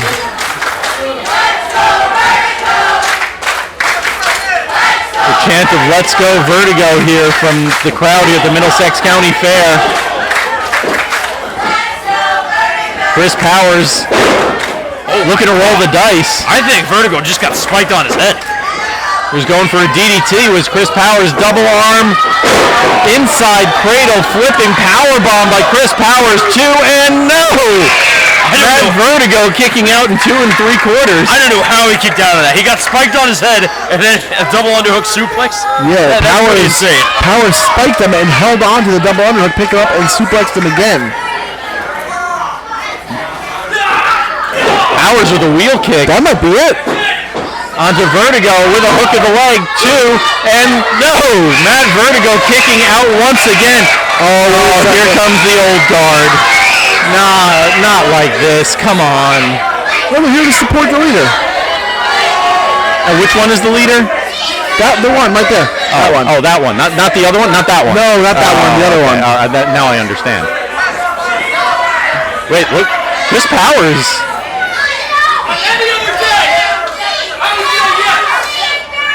Chris Powers is calling off the dogs. I'm going to win this myself. Well, all right. Powers calling off the extra forces. Yeah, so I'm going to win this myself. You know what I've noticed? Joey Adams is real quick to say, okay, got down. TJ Blade and Mike Sile, not so much. Kick to the midsection there. Small package. Powers might regret this. Package pile driver from Vertigo, 2, and he's... No! Chris Powers kicked out. And that was a small package with first-class shipping. Yeah, and I don't know anything about that. Mine T Mike. But you gotta, whether you hate him or love Chris Powers, you gotta respect what he's doing right here. 100%. That is not something I thought I'd say about Chris Powers, but not something he usually does, but You know what? You gotta respect him for doing that. The DynaMike Davis tournament it's a different animal. This is something completely different. Chris Powers wants to do it on his own. Matt Vertigo wants to do it on his own. Let's let these two warriors have a decision. Vertigo sending Powers off the ropes. Rip drop. No. Chris Powers held on to the arm. Turning it into a submission maneuver, twisting the shoulder of Matt Vertigo. He's close to the ropes, but he can't reach with his arms. Powers has both of his arms completely locked up underneath him. I think Vertigo hold his shoulder. That's it! Vertigo gives it up! Chris Powers wins the DynaMike Davis Memorial Tournament. The winner of the 2024 DynaMike Davis Memorial Tournament, Christopher Powers. Listen, he did it the right way. He absolutely did it. You have to give it up to him.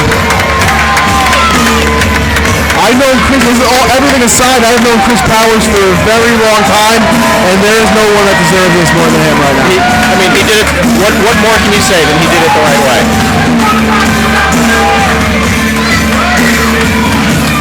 I'll absolutely respect that. One of the only members of the old guard who decided to do this the right way. Sometimes it's good to see that kind of a reward. And there's the anti-hero with the DynaMike Davis Memorial Tournament trophy, and Seaway holding the plaque of DynaMike Davis, and the belt now in the hands of the new DynaMike Davis Memorial Tournament winner, Chris Powers. And right now, if you're a fan, you got to put your hatred and dislike for the old guard aside. Because this is about Mike Davis, and two of his best friends are in the ring right there. Oh, look, Matt Vertigo nose to nose with Chris Powers right now.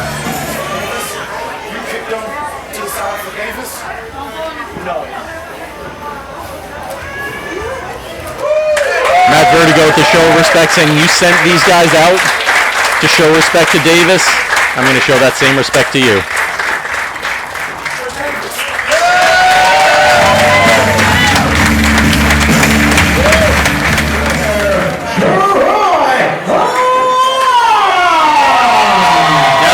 Proper introduction is done there, Cypress. Well, I mean, we'll agree to disagree. I'm not surprised. Just because you wear like a loud jacket every show doesn't make you good. Remember that next month when you're wearing a pumpkin jacket at JC. How do you know my style of choice here? Because you wear it every year, moron. I think it's time to switch it up. Skeletons this year, possibly. There you go. I'm just happy you didn't show up with a kitten jacket tonight. Hey, whatever's at the discount Halloween store, I got you. All right. Participants in the match getting the bullrope around the wrist. Things are going to kick off on a violent note, to say the least. The contingent and the X Express going back and forth for quite some time now. A shame Jeff Cannonball cannot be here with us tonight, but we have the Ferocious Beast V. Daniel helping Troy Locke defend these tag team championships. Wait, JC, I got to cut you off. He's here. Oh, it's Kate. Oh, sorry. No, just kidding. We're joined by the great Eddie Thomas. Oh, what a relief. UWA Elite Army, how you all doing? It's been a while since I've seen you, but I just wanted to come and hang out and do commentary with one of my best friends. Not you, JC. And JC as well, also one of my closest compatriots. Loving it being here. This is going to be a great night. Eddie, just remember, you can't put your hands on anyone because you get suspended for that. Apparently you do, so that's okay. I wasn't planning on it. We'll see. We'll see how the night goes. Yeah, me and Eddie Thomas are close. You got me a Wawa Blue raspberry iced tea. Can't be that. That's right. I help out all of my friends whenever I can. Yeah, I hope you gave him money back for that. Oh, I will. Believe me. Yeah, it was about $12.50, just so you know. The X Express, just a baseball kick to the outside. Both members of the contingent, BT Bull and Corvis, taking a beating at ringside.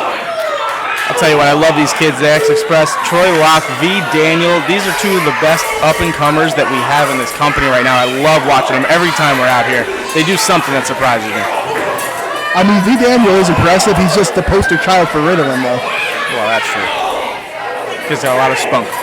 He definitely has energy. He jumped on the front row chair, kicking things off in his entrance. So, JC, I have a question for you. what's that? Now, since we didn't know what the results were going to be, are the blindfolds here? You know what? Because I may need one after a while, so I don't want to see you anymore. Oh, jeez. But don't worry, I can still call the match. I'm that good. Well, I'm sure one of the audience members may need it to cover their ears or cover more than their eyes from your commentary there, Cypress. Yeah, because when I need to cover my ears, I always go for a blindfold. Hey, it's the best thing we have.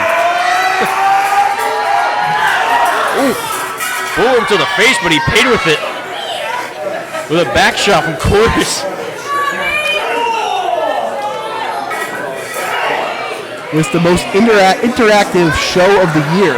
You know, JC, it got canceled because stupid MC Hill had to get suspended. There was supposed to be a special commentary vote. I don't know all the details, but they had all the hashtags, and it was, do or die Psy to vote for me. Hashtag do or die Psy.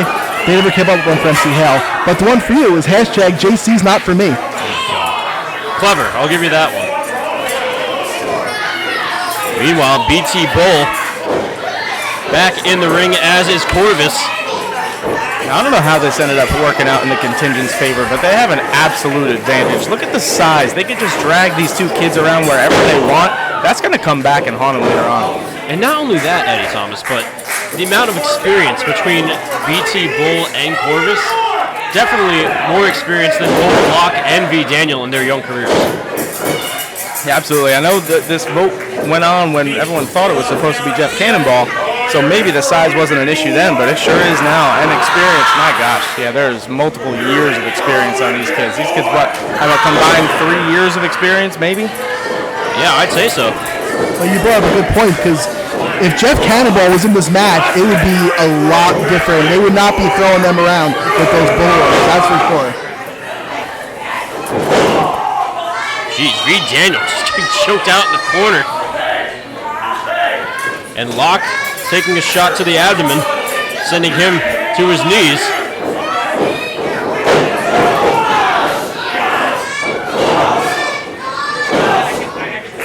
Both Corvis and BT Bull continuing the attack. He nearly landed on his neck there. Contingent are just in firm control right now. They're just more prepared. Like I said, I think it's that experience. I mean, Eric Corvis has over 20 years of experience just on his own. Are you giving me credit for something I said? No, I'm giving Eddie Thomas credit. He said it first. You just copycat it like you do the MCL and me. Now, Jen, are we going to be doing this all night?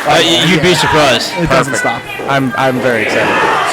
Usually I got two people to do it too, but MC Hill's stupid and got himself suspended. But, maybe it's my short-term memory, perfection, but he did mention the size advantage. I brought up the experience. Just want to put that out there. I don't remember. Not to discredit Eddie Thomas. He's a great professional wrestler. Listen, it was so long ago. Who can even say? Yeah, we'd have to rewind on that. I don't know how to do that live. Is it time for a UWA Elite Rewind already? Can we do that? And wow, the contingent continues to take some beating here from the contingent. The X-Express have gotten almost no to little offense this entire match. A little bit on the outside to start, but they have not gotten anything going. A baseball kick was all they had, and ever since then, that's it. It's been all contingent. Just look at the way Corvis is wrapping the Bullrope around Locke. Usually it's Locke putting people in locks, but that's in the place where the sun don't shine. That is trouble for the future little Locks out there. Well, do you think there's gonna be? If I was a woman, there's a lot better people. I'm saying there's a lot better looking men out there. If I was a woman. Name a few. The one sitting next to me, not JC. I knew it. I was fishing for that. I appreciate you. Now Locke back on the attack. Corvis and Bull were both focused on V. Daniel. Didn't see him coming, but double choke slam. Locke nearly going through the mat. I think Locke's ankles were wrapped up in the Bullrope during that choke slam as well. Possibly an ankle sprain. Hopefully not, but trying to yank V. Daniel into the cutter. That may be it. Yeah, I don't know how you get up from that. That looked devastating. Yeah. All right, JC, I'm going to give you a little bit of credit. I don't know if everyone listening or you're even going to understand it. I'm happy you didn't channel your inner Jim Ross right there. because we would have had to censor it. You said yanked. Bobby, definitely an inspiration of mine, but you know, we're just going to move on. We do that a lot here, too. Usually it's MC Hale. Yeah, you know, meanwhile, back at the ranch, as MC Hale so elegantly puts it. Listen, I'm new here. I don't know if I can moderate this, but I'm going to do my best to hold on. Well, I'll tell you what, you're already doing a better job than Flash Carter and Lucas Finnegan over here. When they were here. Oh, my God. Come on, another two stand-up gentlemen. We don't got to go there, but... I mean, you got to live up to Nicholas K, though. That might be tough. Okay. I'll do my best. Anything for you. One of my best friends in the world, Cypress. Yeah, I mean, he would be yelling at you for drinking that beer and not the craft beer, but... And now an exchange of strikes between Locke and Corvis. Corvis, though, with a knee to the gut. Oh, but using that bullrope to the chest. And the forearm to the chin, a drop kick. Continuing the attack non-stop. Northern Light suplex. 1, 2. Nearly had him there. The power on that kid is just surprising. He's just such a small package, but he can get anybody up and over like that. Yeah, you don't when you look at him, like I said, you don't expect to see those kind of maneuvers, but he's got some strength. It's very rare you see the Northern Lights in your lifetime. We just saw one in the ring right there. That's crazy. Yeah, that's so crazy. It is. Come on, Northern Lights suplex. Come on, where's the? Well, I'll give it to you, JC. That was a good one. That was a good one. Thank you. I don't give him credit. I'll tell him after the show. Cypress, you're a father. You get dad jokes. I do. BT Bull goes tumbling down.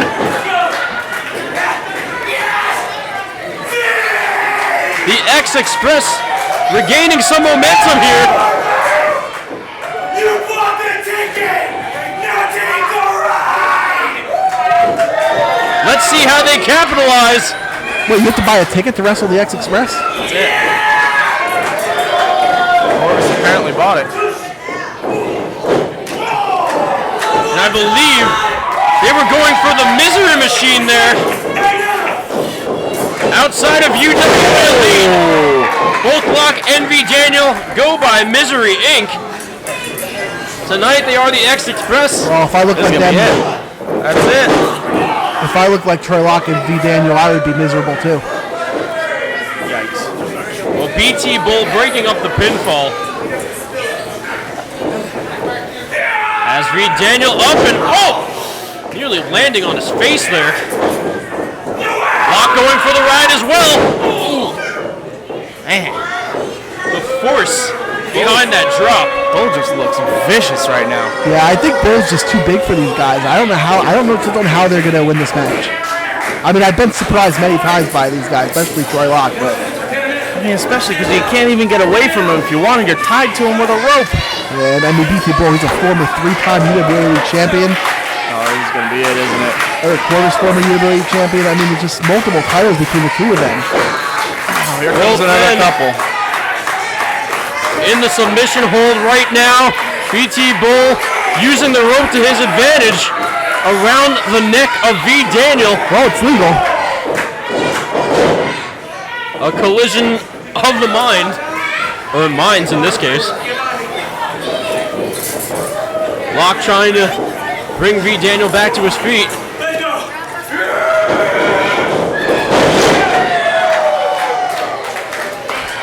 I think Bull might have got tripped by the rope there. I think V Daniel pulled the rope out underneath Bull's ankle. I could be wrong. Saito suplex from Troy Locke. Unbelievable amount of strength there. Absolutely insane. Bull keeps on trying to take that rope off his wrist, but the ref is right on top of it, getting it right back on. Now V Daniel going to the top rope. Oh! Clobbered right in the face from a big right hand from the mat mechanic.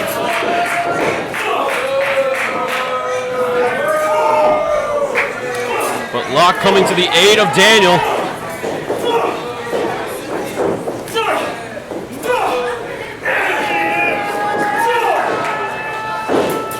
All men down except for V Daniel in the corner. I don't know what he's going to do. Oh no!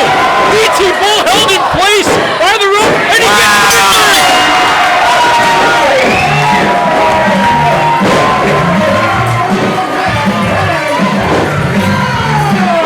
I would have BT Bull. The guy's choking on a bullrope. Why is Nicholas K not helping him? Ref Stevens finally breaks it free. What's the guy's name? Stash Stevens? That's actually good.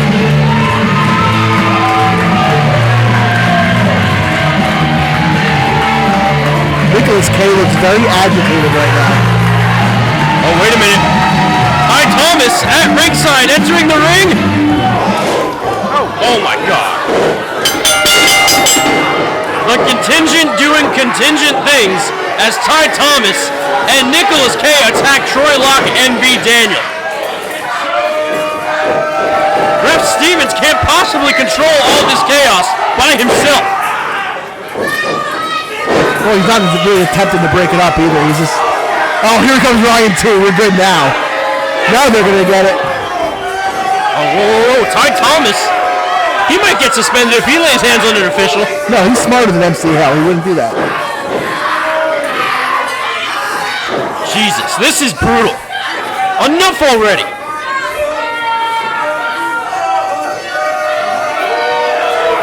Both men clearly can't defend themselves. This is a brutal beatdown from the contingent. I mean, they kind of deserved it. Look what they did to BT Bull. The guy almost choked to death. It was Corvis' fault equally as it was If we would have lost BT Bull tonight, Peter would have been all over us. They were both... Oh, forget about it. Forget about it. Unbelievable.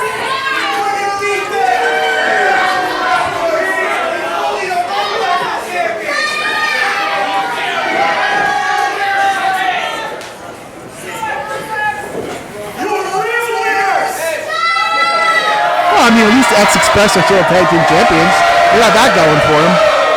But they did nothing to deserve this post-match attack. Hey, you know what? Fair and square, it's a bullrope match. After last time we were in this building, I really can't knock the contingent for what they did tonight after what we did last time we were here. So I'll let it go. Nicholas K is very angry. He's not letting it go. And now Ty Thomas. Corvis and Bull are kind of hanging back, but Thomas, but not even just Thomas, Nicholas K. Has evaluated the wheelchair. We've seen how King Tech, acts, with dirty shots and dirty tricks. So you never know. But what makes Stash Stevens a wheelchair expert? As long as there's no extras. Is he a paramedic? Is he a part-time EMT like Brian Brass? I don't think so. First class Brian Brass. That's a name I haven't heard in a while. And both men going at it before the bell even has a chance to ring. Real quick, I gotta say, we don't talk about the behind-the-scenes guys, but whoever's doing lighting tonight is doing a fantastic job. Yeah, I'll tell you, it's been pretty bang up. I'm not gonna lie.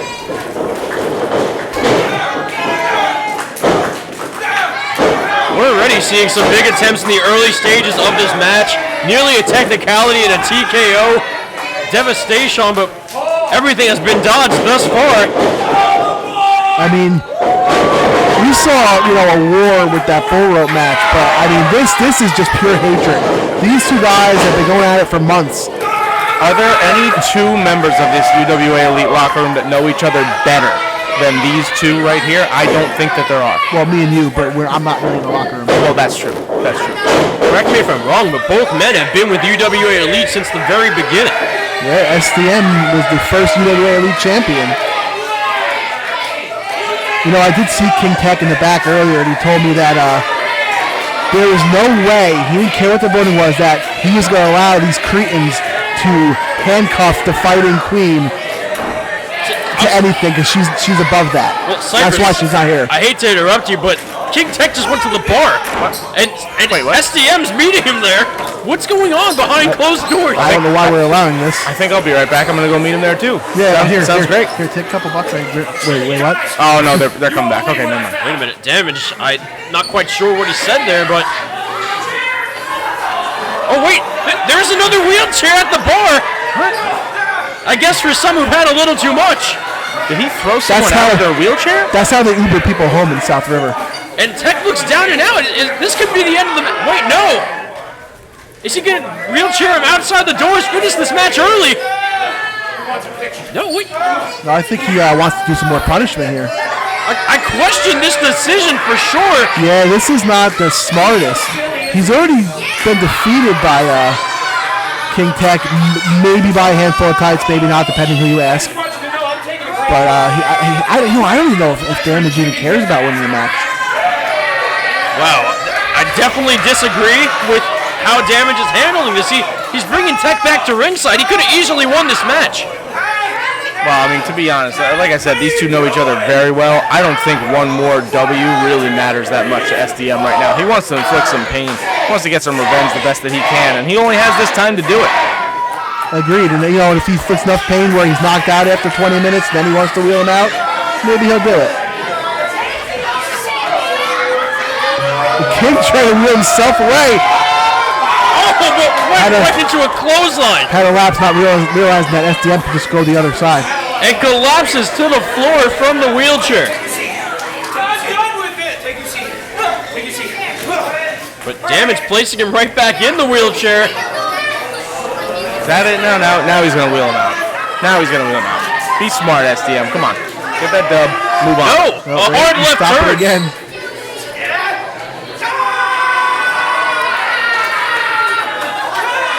Can't quite see what's going on there, but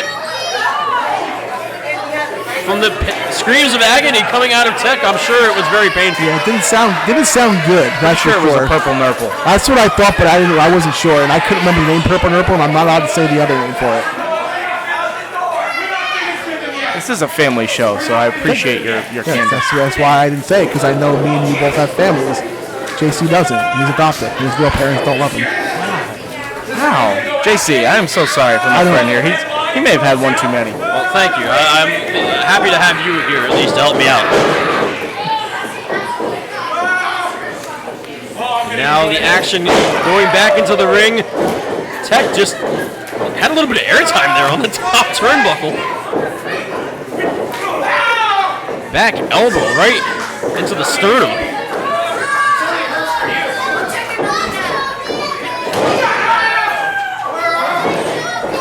Well, I kind of wonder if Tech is a Shawn Michaels fan or a Mr. Perfect fan. These are insane shots.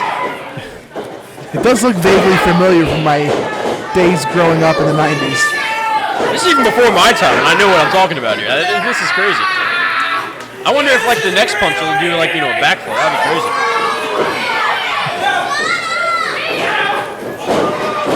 Damage getting guillotined on the rope. But this might be where Tech needs to get back into the match. It just goes to show you how powerful Damage is, really. He's another guy with some strength. You wouldn't expect it from him, but he gets that rage strength. He gets real angry, and he can just lift a mountain. Maybe not an actual mountain, but maybe Man Mountain Rock. If he's still there. Oh, he can definitely lift up a mountain. Look at this guy. An avalanche in the corner. And now Damage building up momentum. Tech down. Dropping the elbow from the second rope. Now the problem is you got to roll him out of the ring, get him in the wheelchair. You know what I think they need to win this match? And if MC Hill wasn't stupid and got suspended, he would agree with me? A pineapple. Oh boy. We've seen what the power of pineapple can do here at UWA Elite. It is not pretty. I think I missed something, and I'm just going to let this one slide. Yeah, that's a commentary joke. Oh, you got Tech back in the wheelchair. Be grateful that you missed it there, Eddie. I don't think Damage has been sitting in that wheelchair at all yet. Either one of them. Yeah, that does not bode well for King Tech. I think Tech doesn't even know where he is right now. Yeah, he's about already? He looks like he's about to be outside and lose the match. It's hard to tell. There's a lot of fans in the way right now, and our live feed out here went down for us, so we can't see the visuals. He definitely needs some air. I think that's what he needs, is to go outside right now. I think the door's open. Tech, though, fighting back. Telling everyone how smart he is. I think Tech is a member of Mensa. I could be wrong on that. Don't fact check me, but that's what I was told. May or may not have been by him. And now Tech rolling back into the ring. And now He's begging for SDM back in mercy. control again. How much more can Tech take?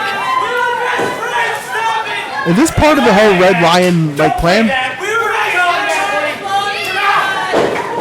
What do you call it? The greater what? The greater something? The Great Awakening. Oh yeah, that's what it is. I thought it was called the Great Ride or Die. That's the one. TKO there. Technical knockout from Tech. Or, as MC Hale likes to call it, the technicality. Yeah, that's true. He does mess that up a lot. Now off the top. Oh, going for the crossbody. Was caught by damage.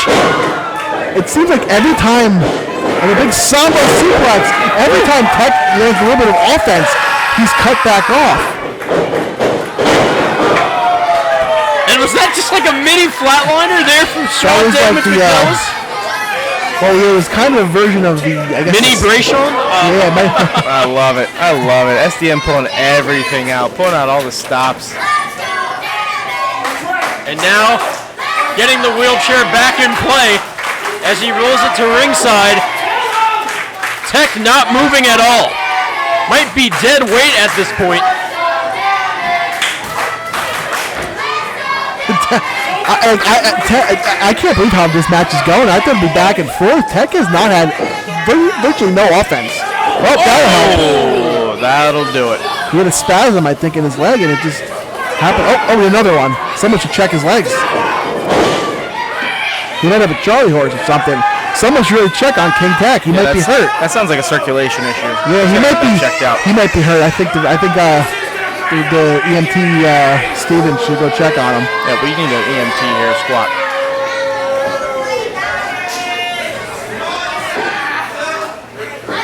Well, to no one's surprise, Ref Ryan T looks very confused as well, like he always does. That much might be his face, though. Oh, Tech finally to his feet. Probably a lot of thoughts running through referee Ryan T's head. Do I call this match? Was that legal? Did I leave my car outside? Did I lose it? Yeah, that's another inside joke there, Eddie. You'd be surprised. He has lost the truck. How do you lose a truck? Twice. You know what? Never mind. Twice. It's referee Ryan T. I can't really ask. Twice the same day. Well, this might be the opening Tech needs, and you got to think back now, like you mentioned earlier, JC, when SDM had a chance to win this match, and he brought Tech back closer to the ring and away from the door, and now he's in a bad spot. Listen, and just because it's been all SDM up to here, it doesn't mean that he's not tired. It expends a lot of energy putting out offense too. Once you get one opening, that could be it for you. Don't you always feel like we just go for one too many moves though? Yeah, like you like, we got one more, and then it always bites you. That's it. That's why you never do anything 3 times in a row. Right. So you think you have it, you think you're good, then you jump off and you tear your ACL. Come on. Sorry. That was just it was a segue. It was a segue to ask how you're doing. Listen, man, I'm doing great. We're looking at mid-next year for a comeback. It's a 9 to 12-month recovery.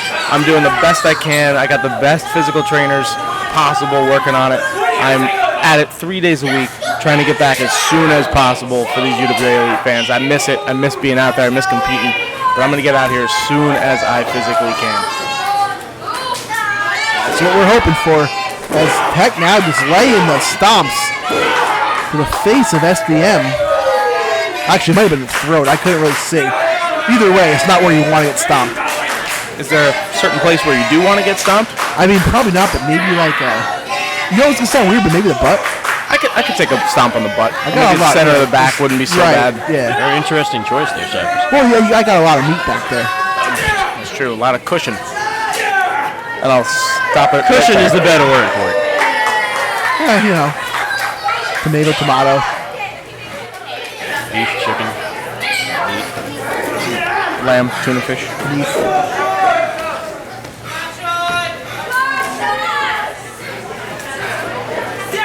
Meanwhile, back at the ranch, as MC Hale would say. T-shooter, Bulldog, no, he lands on his feet instead. Trying to go for it once more. And he connects that time. I'm not going to say he stole that move from me, but... Did he steal that move? Well, you retired that move in like 2004, right? It's been a while. Love that. Or maybe I stole it from him. I don't know. Who's to say? No, I mean, I'm pretty sure he probably stole it from you. You have been Listen, around. realistically, we both stole it from Trish Stratus. We'll just leave it at that. She's so good looking. Even still. Stratisfaction. I used to have a big crush on her. Who didn't? I used to have a big crush on her, too. I still do. Me too. But I used to, too. I'm the same way. Yeah. Me? Same thing with Stratus and Lita. Is Tuck going for No devastation? Wait, what's Oh no. Damage showed signs of life there, but met with an Enziguri instead. My God. Foot to the face. Another place you don't want to get a foot. Yeah, there's just so many places you don't want your foot. And if the fans voted better, it could have been in one of their mouths. Well, apparently you wouldn't mind one up your... Never mind. Not up. Relax. This is a family show. I just said I stomp on it, not in.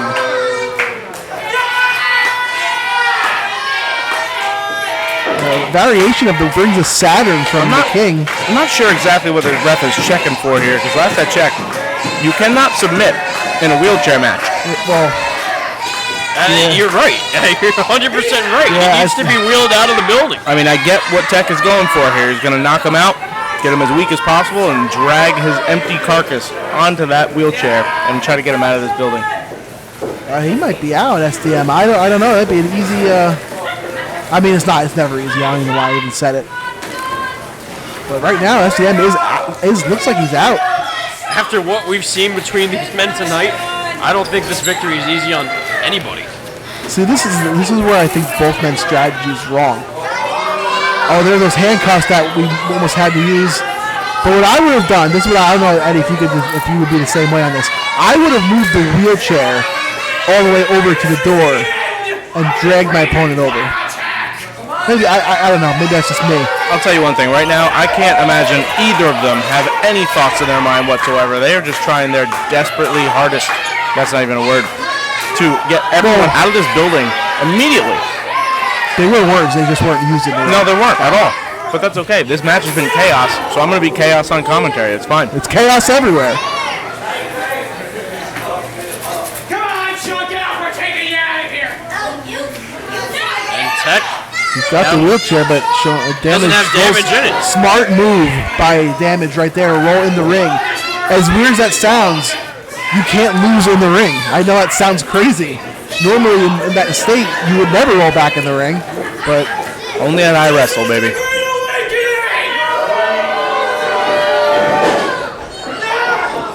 T-shirt or Bulldog doesn't hit there. Devastation! From out of nowhere, Tech is down and out. Prime opportunity for Damage to capitalize and win this match. oh, see, there was a wheelchair over there, but now he's wheeling it back all the way over here. Well, remember, Cypress, there's two wheelchairs. You know what? I forgot there's two of them. You're right. Yeah, I forgot they stole one from some old guy at the bar. This match would be over right now if not for these wheelchairs. Yeah, we've been over 3 times already at least. Now some poor guy's no legs at the bar. He has nowhere to sit. And this is it. Damage reeling Tech out of the building. Oh, wait, no, Tech. Still some fight left. Up and fighting back. I mean, he's still the fighting king. It's never changed. Just because he doesn't like the fans anymore doesn't mean he's not a fighter. That's true. As much as you dislike the guy, you can't knock his heart. Wait a minute. Guys, he has, like, steel keys in his hand? Is that what I see? It's hard to tell from over. He's got something. It's not the handcuffs, though. Is I it? think he struck Sean Damage McNelis with the keys. I mean, he did grab the handcuffs earlier. I can't see. I apologize from our vantage point. We cannot see what's in his hand, but it definitely is a weapon. I think those keys were taped to that second wheelchair. What did I tell you? This is exactly what Tech does. Well, he's smart. He thought it through. He was the one that went to the bar first. And it's over. Is that it? You know what, Damage? He had a chance to end this match early, and he wanted to dish out punishment. King Tech took his opportunity, won the match. Now Damage is going to go down the ladder in terms of title shots, and King Tech's going to shoot up because Damage let his hatred for King Tech get to him. And that's the difference. King Tech, it's all strategic. Damage, he's got a ton of heart. I'll give him that. But sometimes you got to have brains, and that's what King Tech had. I'm sure he's going to be asking himself tomorrow, was it worth it? I don't know if it was or not. Did he inflict enough pain to make it worth it? I don't know. We'll see. Right, like the JC, I think you're right. Those do look like keys. They don't look like normal keys. They're like those old-time keys to like a castle. Like janitor's keys too, like those big, thick, stiff ones. Well, Tech has won this battle, but something tells me this war is far from over. Only time will tell what lies ahead for both Damage and King Tech.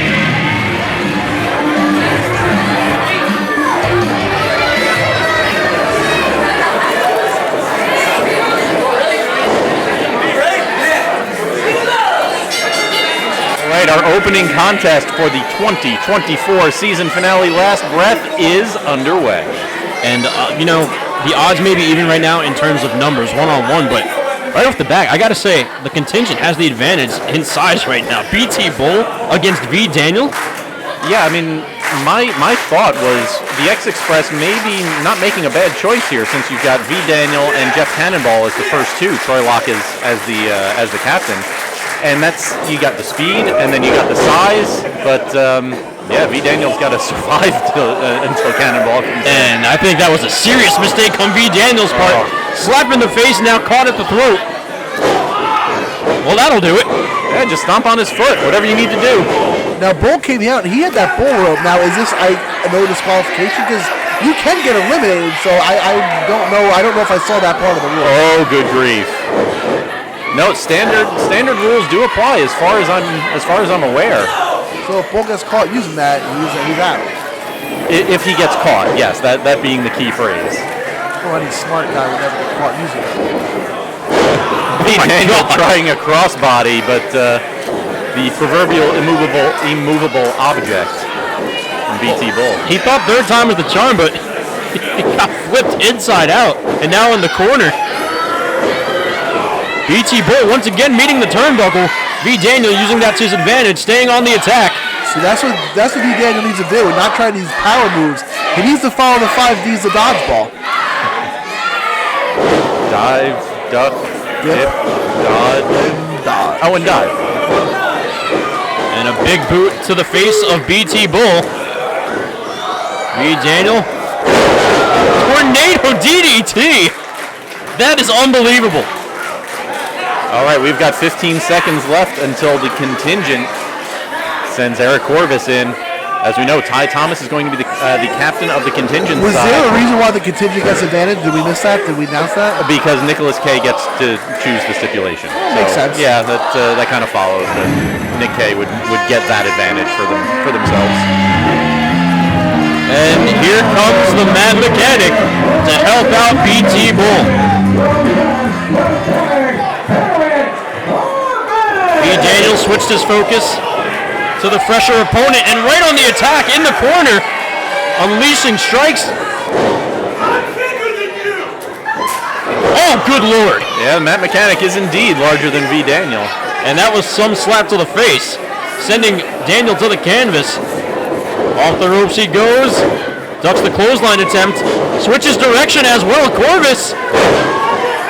See, this is where the advantage really comes in for the contingent, because now BT Bull gets a chance to get a breather now on the outside for while Corvis can try to handle V Daniel a little bit. And V Daniel's got 1:20 still on the clock before Cannonball makes his way in. Corvis had him caught, but like a reverse drop kick, sending Corvis to the other side of the ring, and enziguri to the head. But Bull doesn't want to take too long on the outside.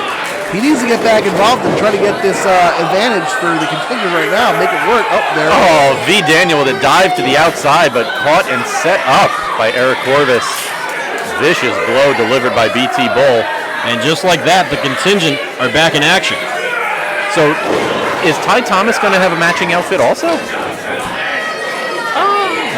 Might be so. I mean, The contingent with those matching shirts.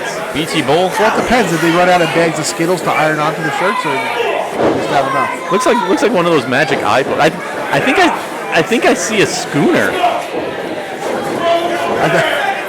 I see a sailboat. Schooner is a sailboat.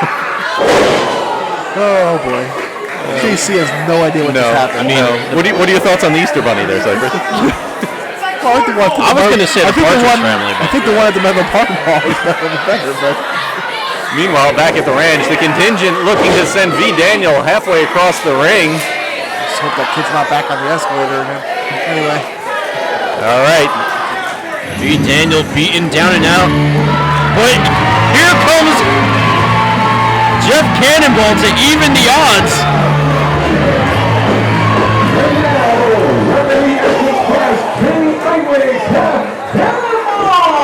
King Ugly, the deathmatch vegan, coming into the ring. Gets out of the way of BT Bull. Just a simple sidestep. Corvis missing that attempt as well. But an avalanche to both Bull and Corvis. How many V. Daniels do you think could fit in Jeff Cannonball's overalls? I guess it depends on how much you like him. Double clothesline by Cannonball. Cannonball's got the contingent just running into each other left and right. Wait a minute, V. Daniel, he's got is that like a baking sheet? So I believe I may have been mistaken there, Cypress. It looks like anything goes then in this case, and with V. Daniel, a bulldozer beast. Oh my God! Right to the horns. It looked like Cannonball was going for a ride in the bulldozer. V using Cannonball for a little bit of support. Oh, again. Like a corkscrew right off Jeff Cannonball. Well, a half corkscrew. Under a minute until Ty Thomas makes his entrance. Oh, I don't know what Cannonball has. Oh my God, he's got a piece of paper. He's got a piece of paper. Oh, another vicious paper cut coming here from Jeff Cannonball. No! Oh, that gets me every time. Right between the fingers of BT Bull and Eric Corvis. Oh, that really smarts. Oh, that's gotta hurt.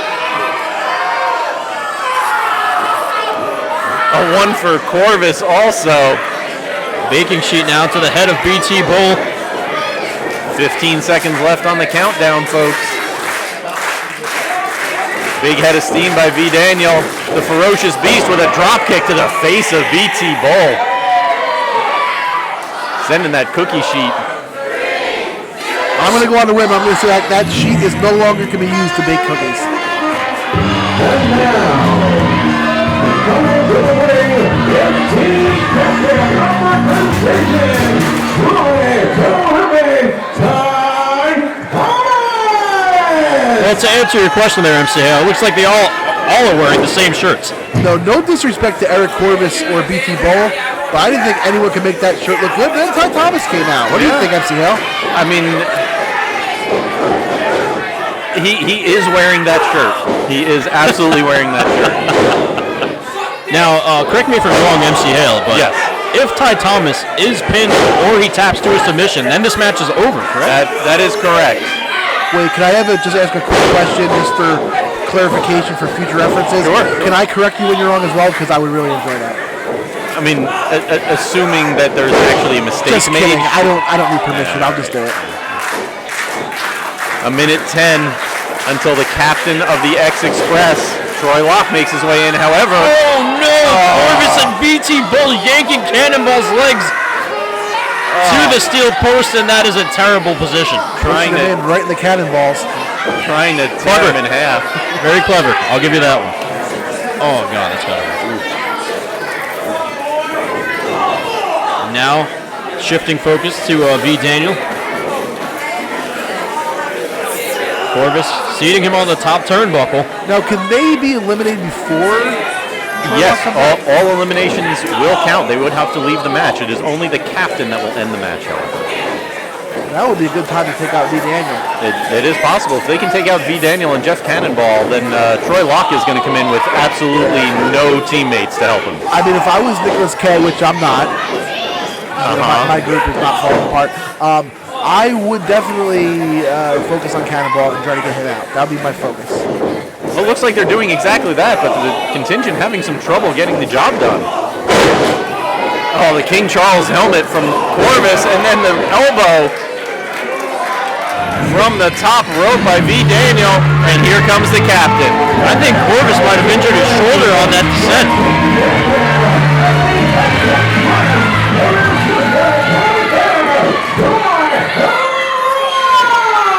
Although it looked like the mat mechanic caught that elbow from V. Daniel right in the center of his chest. It's a good way to crack a rib. Now both teams split.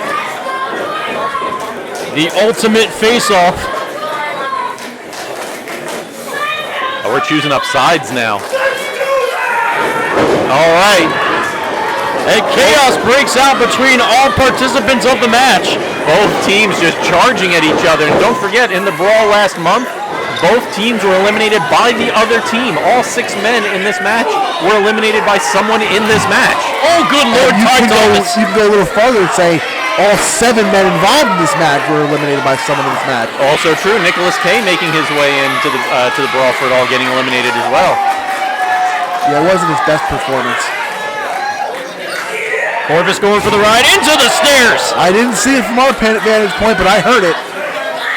That's strike 1 second. Yeah, I don't know what happened. We'll talk about it later. Ty Thomas sending Troy Locke back into the ring. Must have missed commentary notes. Oh, boy. Well, there is no 10 count, so the match has to be won or lost inside the ring. That means either Troy Locke or Ty Thomas will have to get pinned or eliminated from inside the 4 ropes. Troy Locke, V. Daniel. Oh my God, Ty Thomas! Ty Thomas. Thank you very much, my friend. Sent into the commentary guardrail. Always like that guy, V. Daniel. Gosh, is that another cookie sheet? Is that the same one? Because, my God, I'm surprised that thing hasn't broken in half over the temple of Jeff Cannonball. I'm just smiling watching Ty Thomas get picked apart by V. Daniel. A Ziploc has been thrown into the ring, and from what I can see, those are Lego pieces. Oh, no. There are deathmatch wrestlers who would very much prefer to wrestle a thumbtack match than a Lego match. Maybe they're just going to build something. My cousins love Legos, and they left them on the floor, and when you step on them, my God, is that pain sharp. And by cousins, do you mean yourself? Troy Locke able to duck under a double team move by BT Bull and Eric Corvis, sending both of them into the ring post. Oh boy, here come the Legos into play. All over the center of the ring. How many pieces do you think there is, JC? Go count them. I gotta say at least 500. Yeah, it's enough to do some damage.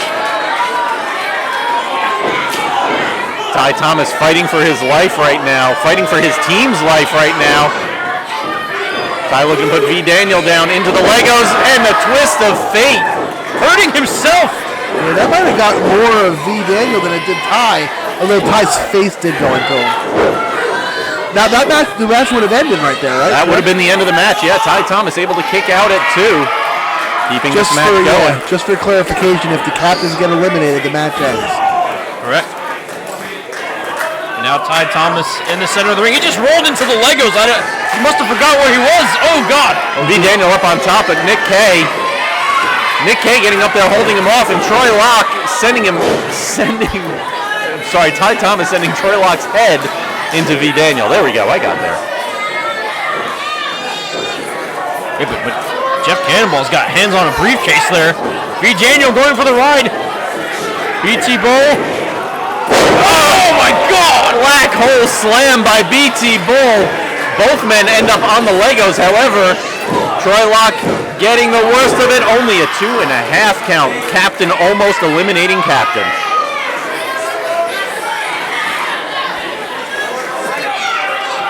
Ty Thomas could have gotten the win for his side right there. Well, I thought he had to pin Locke. That was V. Daniel. That's V. Daniel in the ring. See, they need to change their hairstyles. To be honest, I thought the same thing as MCL. I was looking for, oh my God, Cannonball just got destroyed from behind with a chair by Eric Corvis. You can see the pain in his face. And now Troy Locke getting locked up on the top rope there. Tied up in the ropes. Wait! Sweeping out the legs of Corvis. Corvis went face first into the seat of the steel chair. Oh God! BT Bull! The briefcase Right into the face of Daniel. And just launching it into the head of the Ferocious Beast. Bull looking for a second shot, but no, Troy Locke grabbing the briefcase now. Watch out for Ty Thomas behind you, Troy. Ty lifting the knee into the briefcase, and then a kick for good measure, sending Troy Locke head over heels backwards over the steel chair. And now Locke in a daze in the corner. Ty Thomas capitalizes an avalanche. Locke tried to block it, but Ty was able to get up and above him. Pedigree onto the Legos. Onto the steel chair. Oh my God, and it connects. That may be it. 1, 2.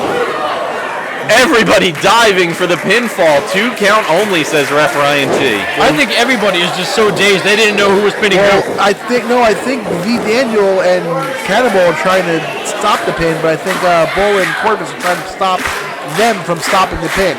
It's kind of like, I know you know that, I know you know you know, I know you know you know. Yeah, you know. And now the trash can lid in the hands of Corvis. Ty Thomas getting to his feet with that cookie sheet. V. Daniel. A little bit of V. Daniel, a little bit of each other. Going to try it on Cannonball also. Oh my God! Thunderous shot! You're just making him mad. Why would you hit Cannonball in the head of all places? I mean, you can see the shape of his head in that thing right now. Oh! BT Bull with the gore, and there's the 3 count. Now the match is not over, but Jeff Cannonball is now eliminated and out of this matchup, leaving V. Daniel and Troy Locke at a disadvantage, 3-on-2. Exactly what you said, Cypress. Work on Cannonball. You gotta get the biggest guy out. Like, you gotta get Bull out if you were X Express. Now you're in trouble. All right, V. Daniel and Troy Locke back to back in the middle of the ring as the 3 members of the contingent surround them. And V. Daniel getting the knees up on BT Bull and both ducking.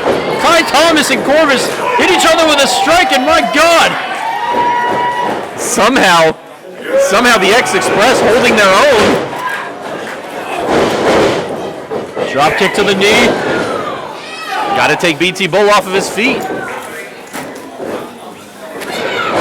The double stomp to the back.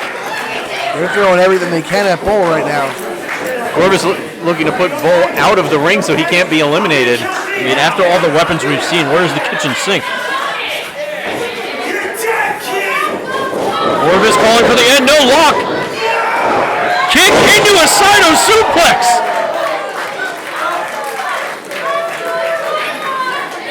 The chemistry of Troy Locke and V. Daniel. Misery Inc. in control somehow against odds, against 3 men.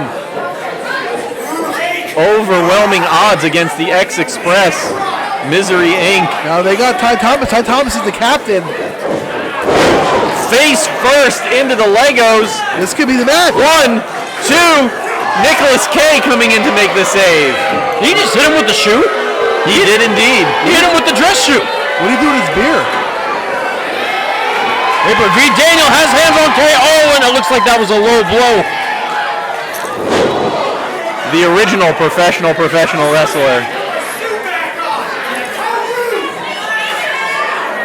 Taking care of business.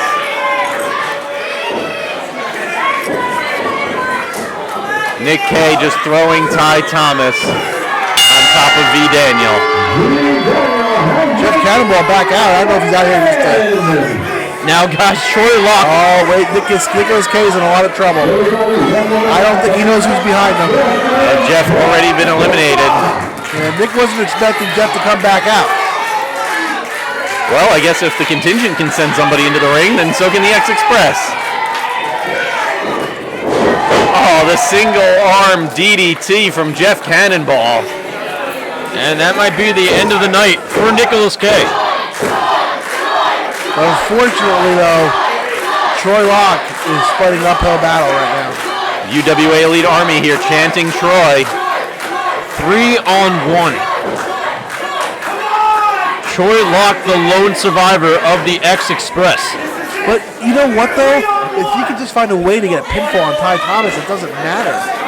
Yeah, Corvis and Bull. Not that they don't matter in this match, but yeah, that is the only elimination that counts. It's just such a tall order, because how do you get rid of the three of them? You got to separate them, and that's going to be the biggest problem. How do you get BT Bull away from Ty Thomas? How do you get Eric Corvis away from his captain?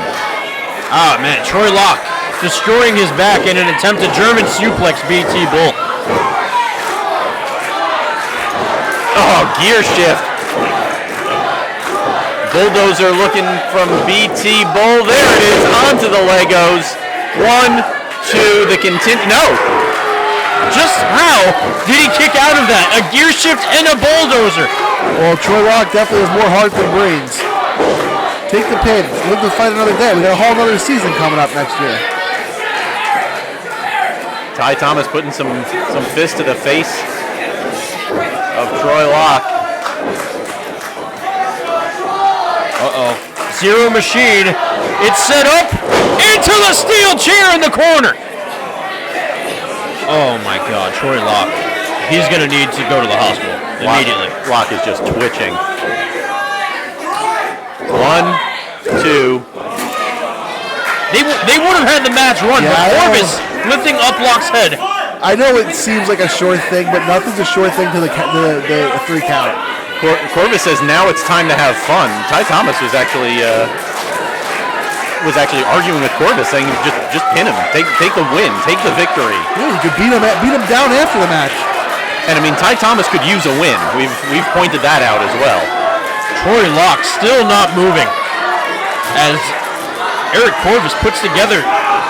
Oh, whoa. Hey. BT Bull shoving Ty Thomas, saying don't get in the way of our fun. What is going on here? Ty Thomas, unlikely voice of reason. Well, he just wants to win the match. I mean, I agree with that. Yeah, that's a very reasonable thing. It's not like he's saying you can't beat him up. Just win the match, beat him up afterwards. Oh, the brass knuckles. The brass knuckles that have been used so many times before by the contingent. And Nicholas Case put so much pressure on Ty Thomas to win this match. But yeah, and that's what Ty is arguing. Like, just pin the man, win the match. You don't need the brass knuckles. You don't need the chairs. You don't need the briefcases. Listen, I'm sure Ty would love to just hit him with the brass knuckles after the match, after they win. No, Ty's going to oblige. So. Yeah. The brass knuckles handed to Ty Thomas. Oh! Instead, it connects with BT Bull, knocking him out cold. Troy Locke ducked. The powder to the face of Ty Thomas. Troy Locke finding that last bit of strength. Oh no! Ty Thomas with anything but business. On his own man, he thought he was taking down Troy Locke. He put down the mat mechanic, Eric Corvis. Trying to get it out of his eyes still. Found Locke.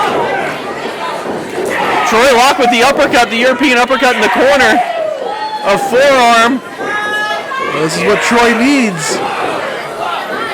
Laying him atop the top rope. Troy Locke, second rope. What's he thinking?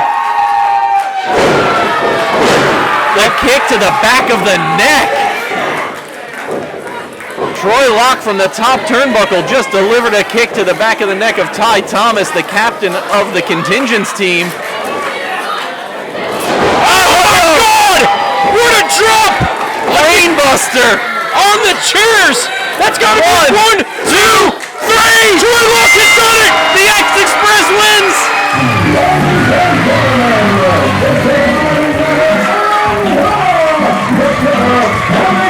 You know, Ty Thomas lost that match, but Ty Thomas didn't lose that match. You know what I mean? Exactly. Ty Thomas could have had victory for the contingent at basically any time in the last 5 minutes of the match, but Corvis, Bull, they wanted to deal more punishment. They wanted to make things personal. Ty Thomas trying to be a professional wrestler. Right. And I got to give a quick little kudos to Jeff Cannonball. Because if Nicholas K was conscious, this wouldn't have happened. Also very true. So give Jeff Cannonball credit, because he's the one that took out Nicholas K. Unbelievable. Troy Locke beating the odds. Well, Nicholas K coming back out here to ringside. And once again, we're going to have a contingent team wondering just what went wrong. Where did things fall apart? And we can tell you exactly where things fell apart from here at our position in commentary is when Ty Thomas was not listened to. I hate to say it, like, since when is MC Hale on the side of Ty Thomas? But in this case, Ty Thomas gift-wrapped victory for the contingent, and they just wouldn't take it. It was right in front of him. We all saw it. He had right there. He had it.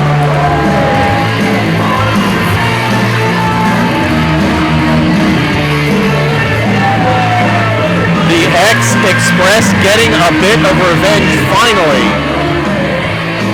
over the contingent. And that was just match one of the night, guys. Just match one. Nicholas K in the ring right now with his associates.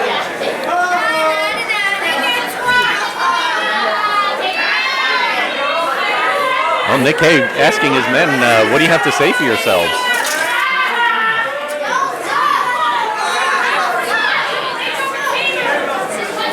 Nicholas K's fuming right now. Yeah. When Nicholas K is speechless.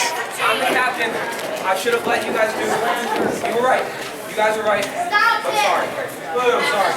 Ty Thomas is just lucky to be back on his feet after. Ty Thomas is apologizing to Corvis. I mean, I think Corvis should apologize to Ty. Hugging it out. Obvious frustrations from all members of the contingent, but seems like everything's going to be all right. I mean, I don't know that apologies are necessary, but, I mean...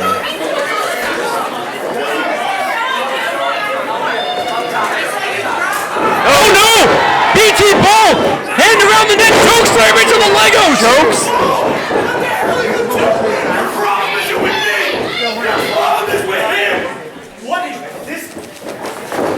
And now Corvis joining in! Eric Corvis and BT Bull. Nicholas K might have a breakdown. He's just kind of... He's not even looking. Corvis and Bull just beating down on their teammate. Steel chair in the hand of Corvis. They're handing it to K.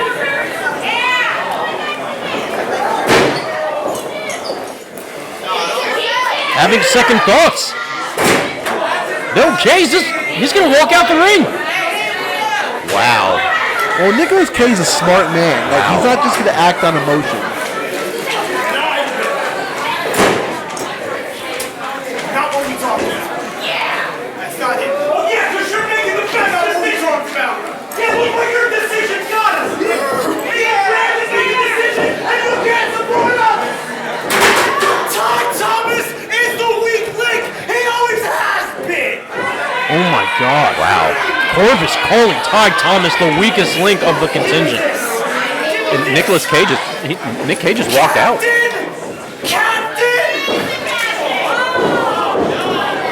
Corvis just laying into Ty Thomas and BT Bull doing the same. 400 plus days, not you. I should have been captain. Piece of crap, and you always were. Bull and Corvis with some vicious words. It almost sounds like it stems from jealousy over who is captain. At least from both points. But I mean, what does this mean for the contingent?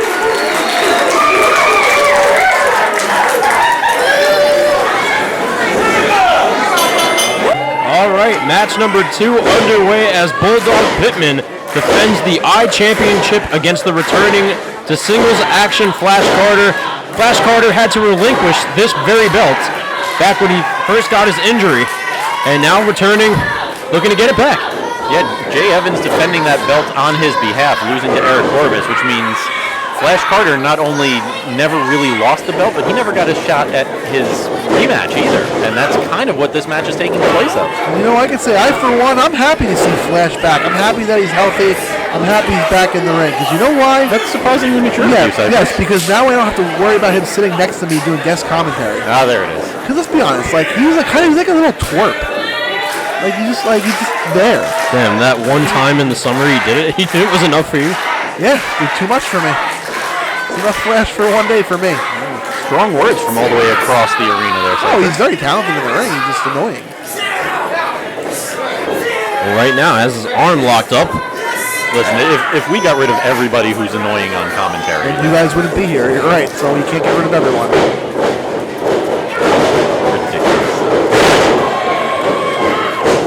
big arm drag by Flash, and then one by Bulldog, and then Oh my gosh, both a reversed. stalemate. Yeah.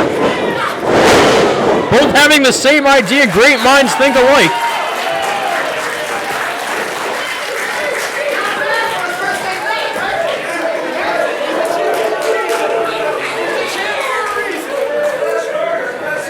The one thing that stood out to me for the entrances, Flash Carter, I mean, deservedly so, getting the pop, getting that cheer for his return. But Bulldog Pittman, who has been getting really, really positive crowd reactions, not much. It seems like this crowd is solidly behind Flash Carter as opposed to Bulldog. Well, I think anyone that gets in the ring with Flash Carter, the crowd is going to be solidly behind Flash. I mean, he was the three-time now, I think? Yeah, true. Yeah, that's true. 3 years in a row, as a matter of fact. Yeah, back to back to back. Yeah, that's all right. Excellent point, Cypress. Northern Light suplex into a pinfall only gets to Put it this way, last year,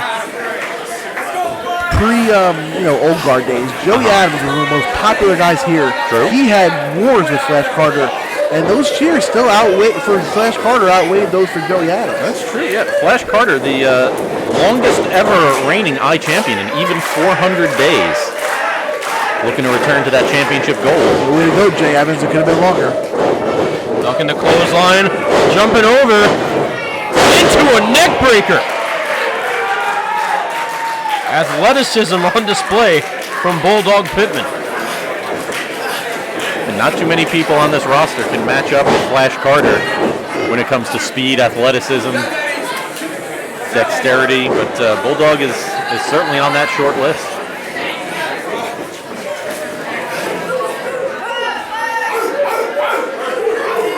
Bulldog Pittman barking at Flash Carter in the corner. Getting some responses from the crowd here from the UWA Elite Army. Well, Bulldog would like to cap this year off with a bang coming out. He's already a former Ironman champion as well this year. And now would like to end it as the iChampion. I'd say that would be a pretty successful year. Yeah, absolutely.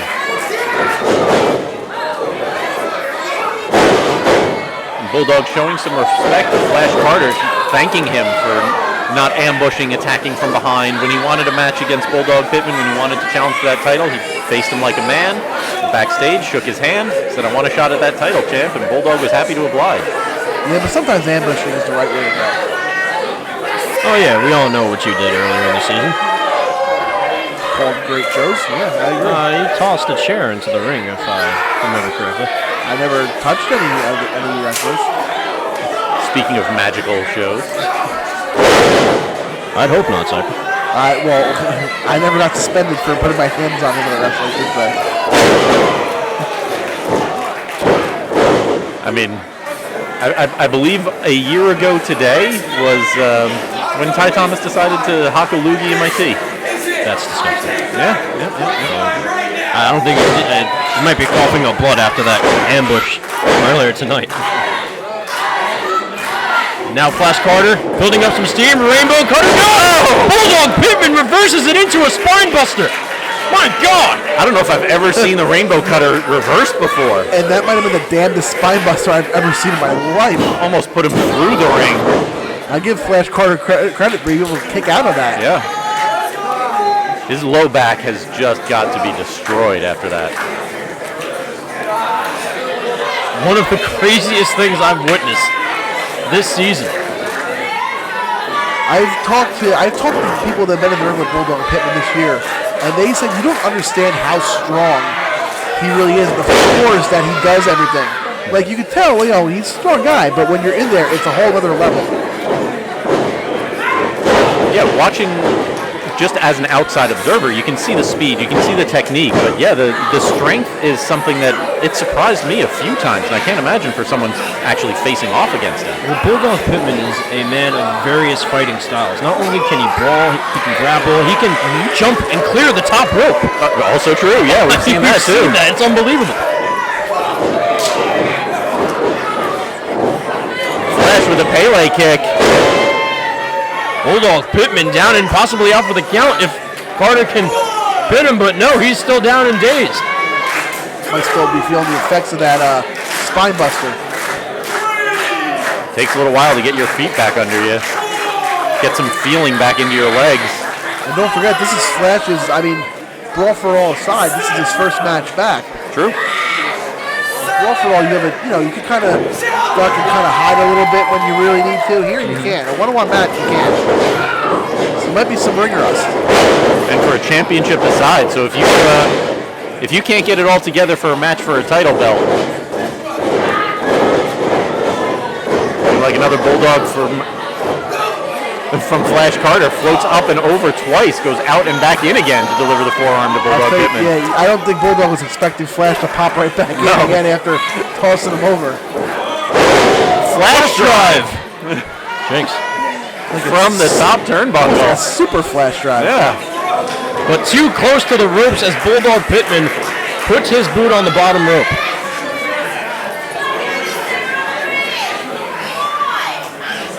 Well, some helpful words of advice being thrown out from the UWA Elite Army. Pull him into the center of the ring. That way he can't touch the ropes.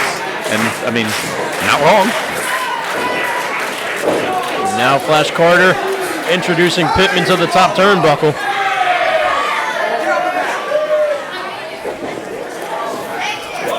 And here come the strikes. Double digits. 9, there's 10. And surprisingly, the UWA Elite Army can count to 10. Oh my God! Oh, there's a broken jaw. And a leaping DDT. I don't think I've ever seen anybody bounce as high off a DDT. I'll tell you what, Flash Carter did. Flash Carter's got some serious case of whiplash tomorrow morning. Flash got planted directly on top of his head. And still somehow had the wherewithal just to reach out to the rope to break up the 3 count. He was lucky he was by the rope there. Wait, going for the shock collar. He's in position. No. Carter gets back to his feet. Flash with the drop kick to put Bulldog on the second rope. Flash going for a ride. The kick right to the face, and then a short splash by Flash. Would that be a flash splash?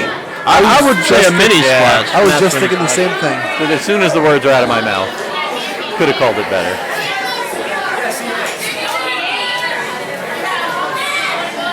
Bulldog and Flash have put everything on the line in this matchup. Bulldog has spent more energy than possibly any wrestler that we've seen this year. Flash Carter somehow has taken more punishment possibly than any wrestler we've seen this year. Oh! God! Are you drilled in the center of the ring?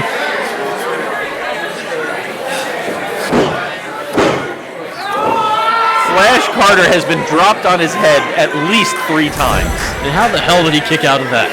And in vicious fashion besides. Forget whiplash. I think I'm just going to give Flash the number to my chiropractor tomorrow. He's about 4 inches shorter now. Just from compressing that spine. Flash trying to make his way to his feet. Bulldog sizing him up.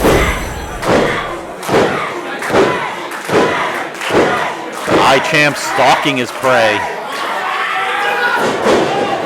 Oh, but Flash gets out of the way. Rainbow Cutter! Rainbow Cutter off of the corner. But Bulldog smart rolling under the bottom rope. I don't know if that was just instinct or luck.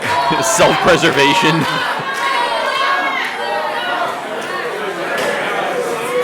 No pinfall possibility for Flash Carter. Flash is rolling under the bottom rope also. Both men going to the outside. Or at least to the apron. Bulldog trying to get his bearings. He couldn't even find the rope. Let's go Flash chant from the UWA Elite Army here at ringside. Both men can barely get to their feet. They put so much on the line here for this iChampionship. Forearm by Flash, one returned by Bulldog. Flash had to take an extra step back there. He's taking so much punishment. I think they're trying to outsmart one another. Each man trying to reverse the other. They both tried to block. It's time I put this to rest. But now Flash thinking about going to the top. Wait, no. Decided which buckle he likes better. Oh no, he's going in the middle. He's going right in the middle. Flash drive coming. Oh, crossbody. Caught by Bulldog. Into position. Can we see it? Shot collar. It connects. That may be it. And it's over.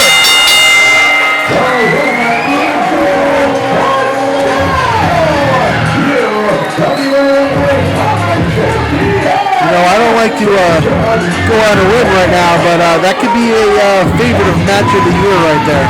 That was unbelievable. A bunch of back and forth between both these men, putting their heart and soul into this iChampionship match. In the end, Bulldog Pittman retains and keeps the title. And that just shows you, even someone with the talent, with the ability, with the momentum of Flash Carter, with the UWA Elite Army behind him, when you're coming back into this ring, and you are facing someone who is going to be absolutely 100% a game competitor, Bulldog Pittman embodying that right now as we see Pittman and Carter embracing in the middle of the ring, celebrating a successful title defense from your iChampion, Bulldog Pittman.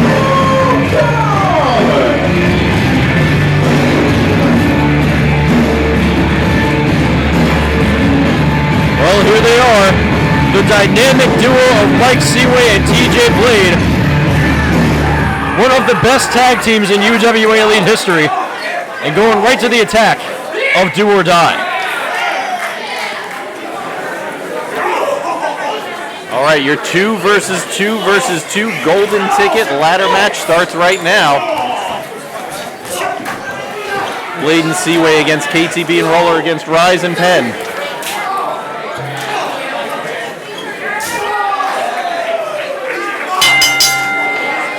There we go. The bell has told this match is officially underway. Well, I mean, I won during it, but I was waiting for a ref to tell me. There's 2 of them out there. All right, hanging above the ring, we have got the golden ticket inside that briefcase. And already the ladder's coming into play. This match has just begun. Inside that briefcase is a contract for a UWA Elite Tag Team Championship match. Don't forget the golden ticket normally whoa! KTB just ripped a door out of the men's room. That's what I'm talking about. The linen closet right outside the men's room. KTB will do whatever it takes. It's not up, but let someone else pay for it. If it takes ripping this place apart to do it, we'll do it. Good grief, the supply closet is now without a door. So long to that payday there, Cypress. Well, it's coming out of your check. What about our security guy? Maybe we can take this check good away. Lord! KTB ran right into the door frame. Goes down with it as well. Oh, and then a stomp by Blade. So yeah, the golden ticket, normally you can choose whatever championship you would like to challenge for, but this being a special tag team golden ticket. Oh, right through the door! Mike Seaway spears KTB.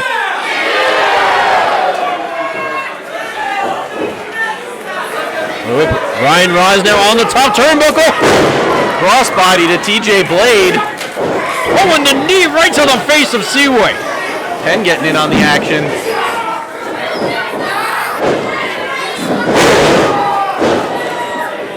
Robbie Roller taken out by Rise. Now Miles Penn calling for positioning. Gonna do a move off the corner. Let's see. Oh, what a moonsault! Picture perfect moonsault. Robbie's not very happy with Ryan Rise. Ryan Rise was the one that eliminated him from the brawl for it all. So he might have a little bit of, we don't try to make things personal, but he might get a little. Whoa! Miles Penn nearly went through the first row, but taking out everybody in the process. And landing on his feet besides. Oh, but TJ Blade slamming that ladder into Penn and now into Rise. Rise had a great shot at actually going after the golden ticket, but decided to get in on the action outside the ring instead. I don't think that ladder is going to be tall enough to reach the briefcase. It's the orange one right here. I'm just saying. Unless there's a leprechaun hiding under the ring. I don't know if we can afford that. Blade and Seaway now with some double team maneuvers against the Lost Boys.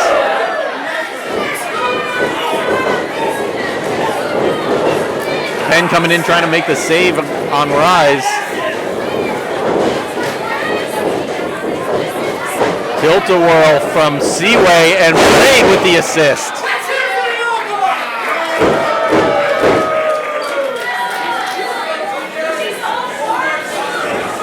And now, having their eyes on the golden ticket briefcase, they're going to get that ladder in position and go for the win.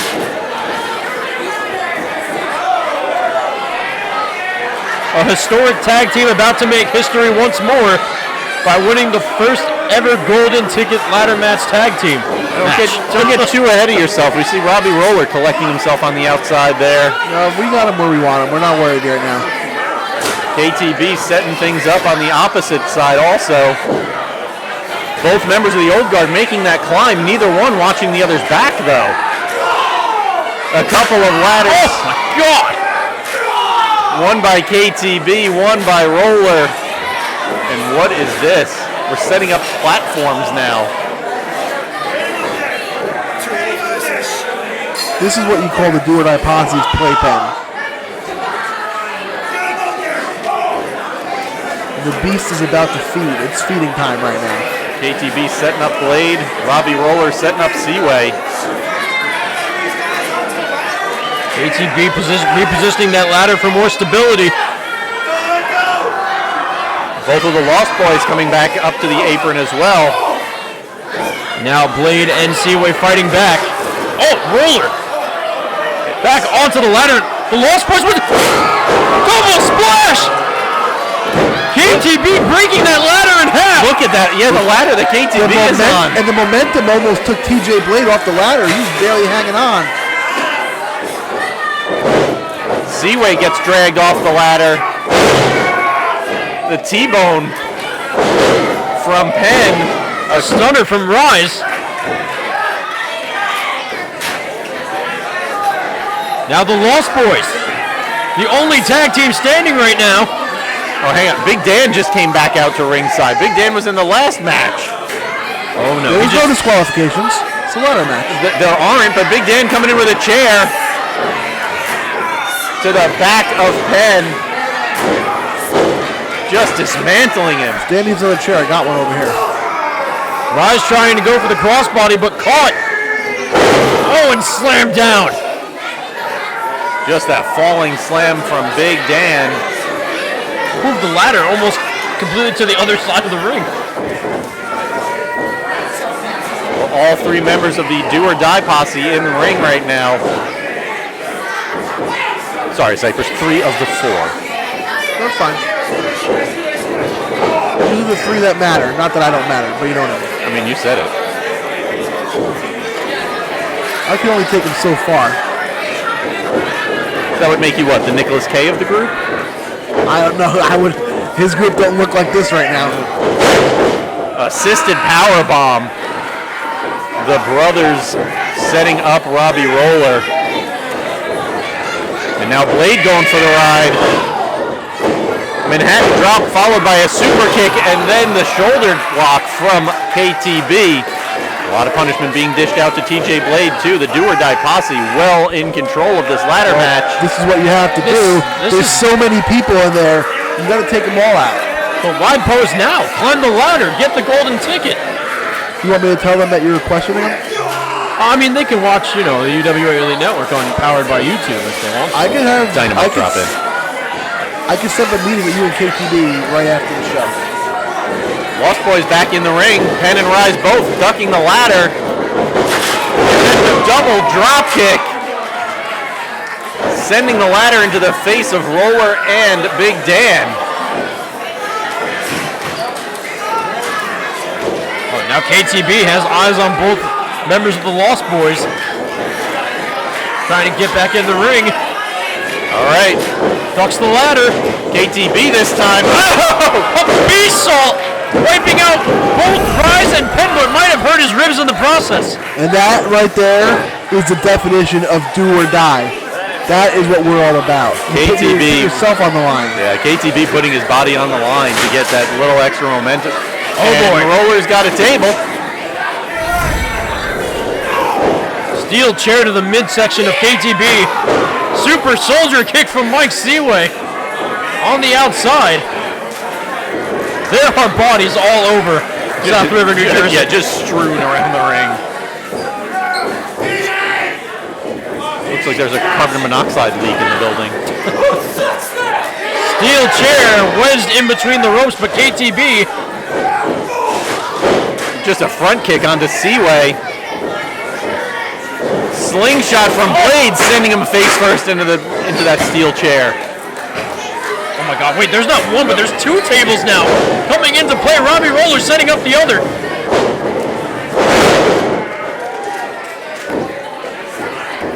Looked like a sling blade from Seaway. I'm not trying to question Robbie, but he might let Dan do that, and he should probably go help KTB right now.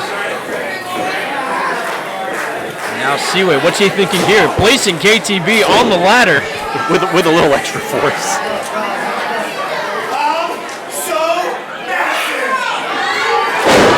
He dropped the elbow, but on the ladder as KTB got out of harm's way. What a massive miss by Mike Seaway. He's got a big lump on his elbow. It might be a little, what's that word? Might be a little girthy. That's the one.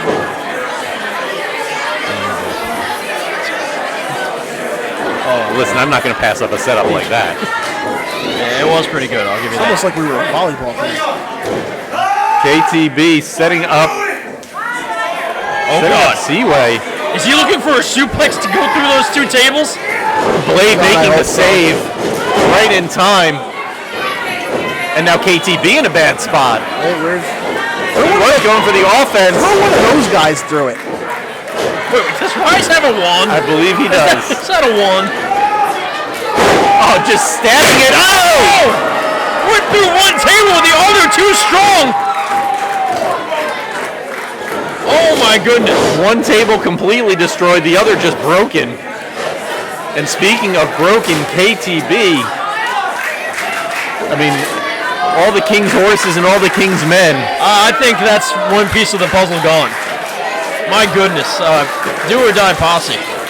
And meanwhile, the old guard standing in the ring, Blade and Seaway setting up the ladder. I mean, there's Seaway trying to hop his way to the briefcase. trying to save some time, maybe. Well, the old guard, nobody standing in their way. I see Miles Penn creeping up a little bit. Oh, there's Ryan Rise. Just chucking the ladder at the leg of TJ Blade. Seaway still trying to make his way up, dealing with forearms from Miles Penn. Electric chair. Tilting the ladder. What is this? Stunner into a German suplex and breaking another ladder.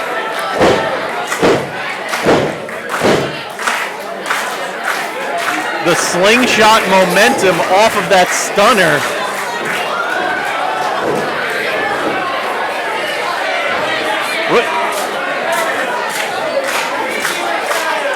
That ladder must be straight out of Harry Potter. Right? That's crazy. It is a magical I don't ladder. know how that got back into place. It just bent back into.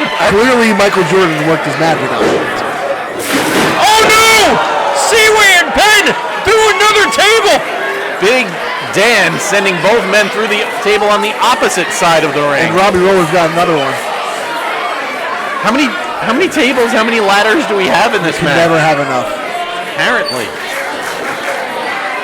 I'll tell you what, the do or die posse, he came prepared.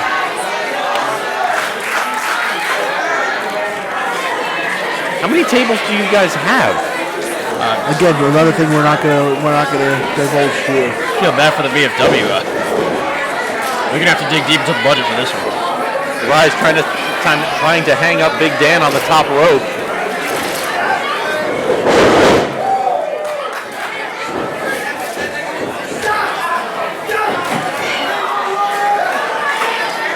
Now Robbie Roller across the table. Now Ryan Rice, what's he thinking here? Rise not going for the briefcase. He's going for Roller instead. Oh, Roller playing possum. Delivering a big right hand. Doesn't he eat those things? Probably. Oh no. My God, no! Robbie Roller! Oh my God! Sending Ryan Rice through the table. With a little move called the Court Killer. Which is a shout out to someone at this booth and it ain't you two. Would that be a move that Cypress previously utilized? Well, like I said, it wasn't you two, so I mean. Our wrestling history is, well, I can't speak for MC Hale's, but mine is very thin. So as far as in competition. MC Hale did do a successful lockup. It's true, I did. Listen, I at least tried to do a successful lockup. I bumped into KTB. Well, I'm not really sure on rules. Big Dan's allowed to get the briefcase, right? I guess he can hand it to someone who's actually in the match. Oh, all right, go ahead, Dan. Go get it. Solid point. Big Dan, not an official participant in this match. Not a legal competitor here, but he can certainly hand the briefcase to KTB or Robbie Roller. Wait, here comes Ethan Promise. What is he doing out here? Ethan Promise, fresh off of his match against Big Dan, meeting Big Dan at the top of the ladder. He better not get the briefcase. That's not allowed. These two going toe-to-toe and just dragging Big Dan off of the ladder, crashing, both men crashing to the middle of the ring. Promise trying to get Rise to his feet now. Saying, come on, there's the briefcase right there. KTB dragging Ethan Promise out of the ring, and now Robbie Roller making the long trek. This might be it. Robbie Roller, he's got it. Oh, and Ethan Promise going through the table besides. And step 2 is complete. Ladies and gentlemen, the Crossroads of the match. Tag team, Corvis from UWA Elite.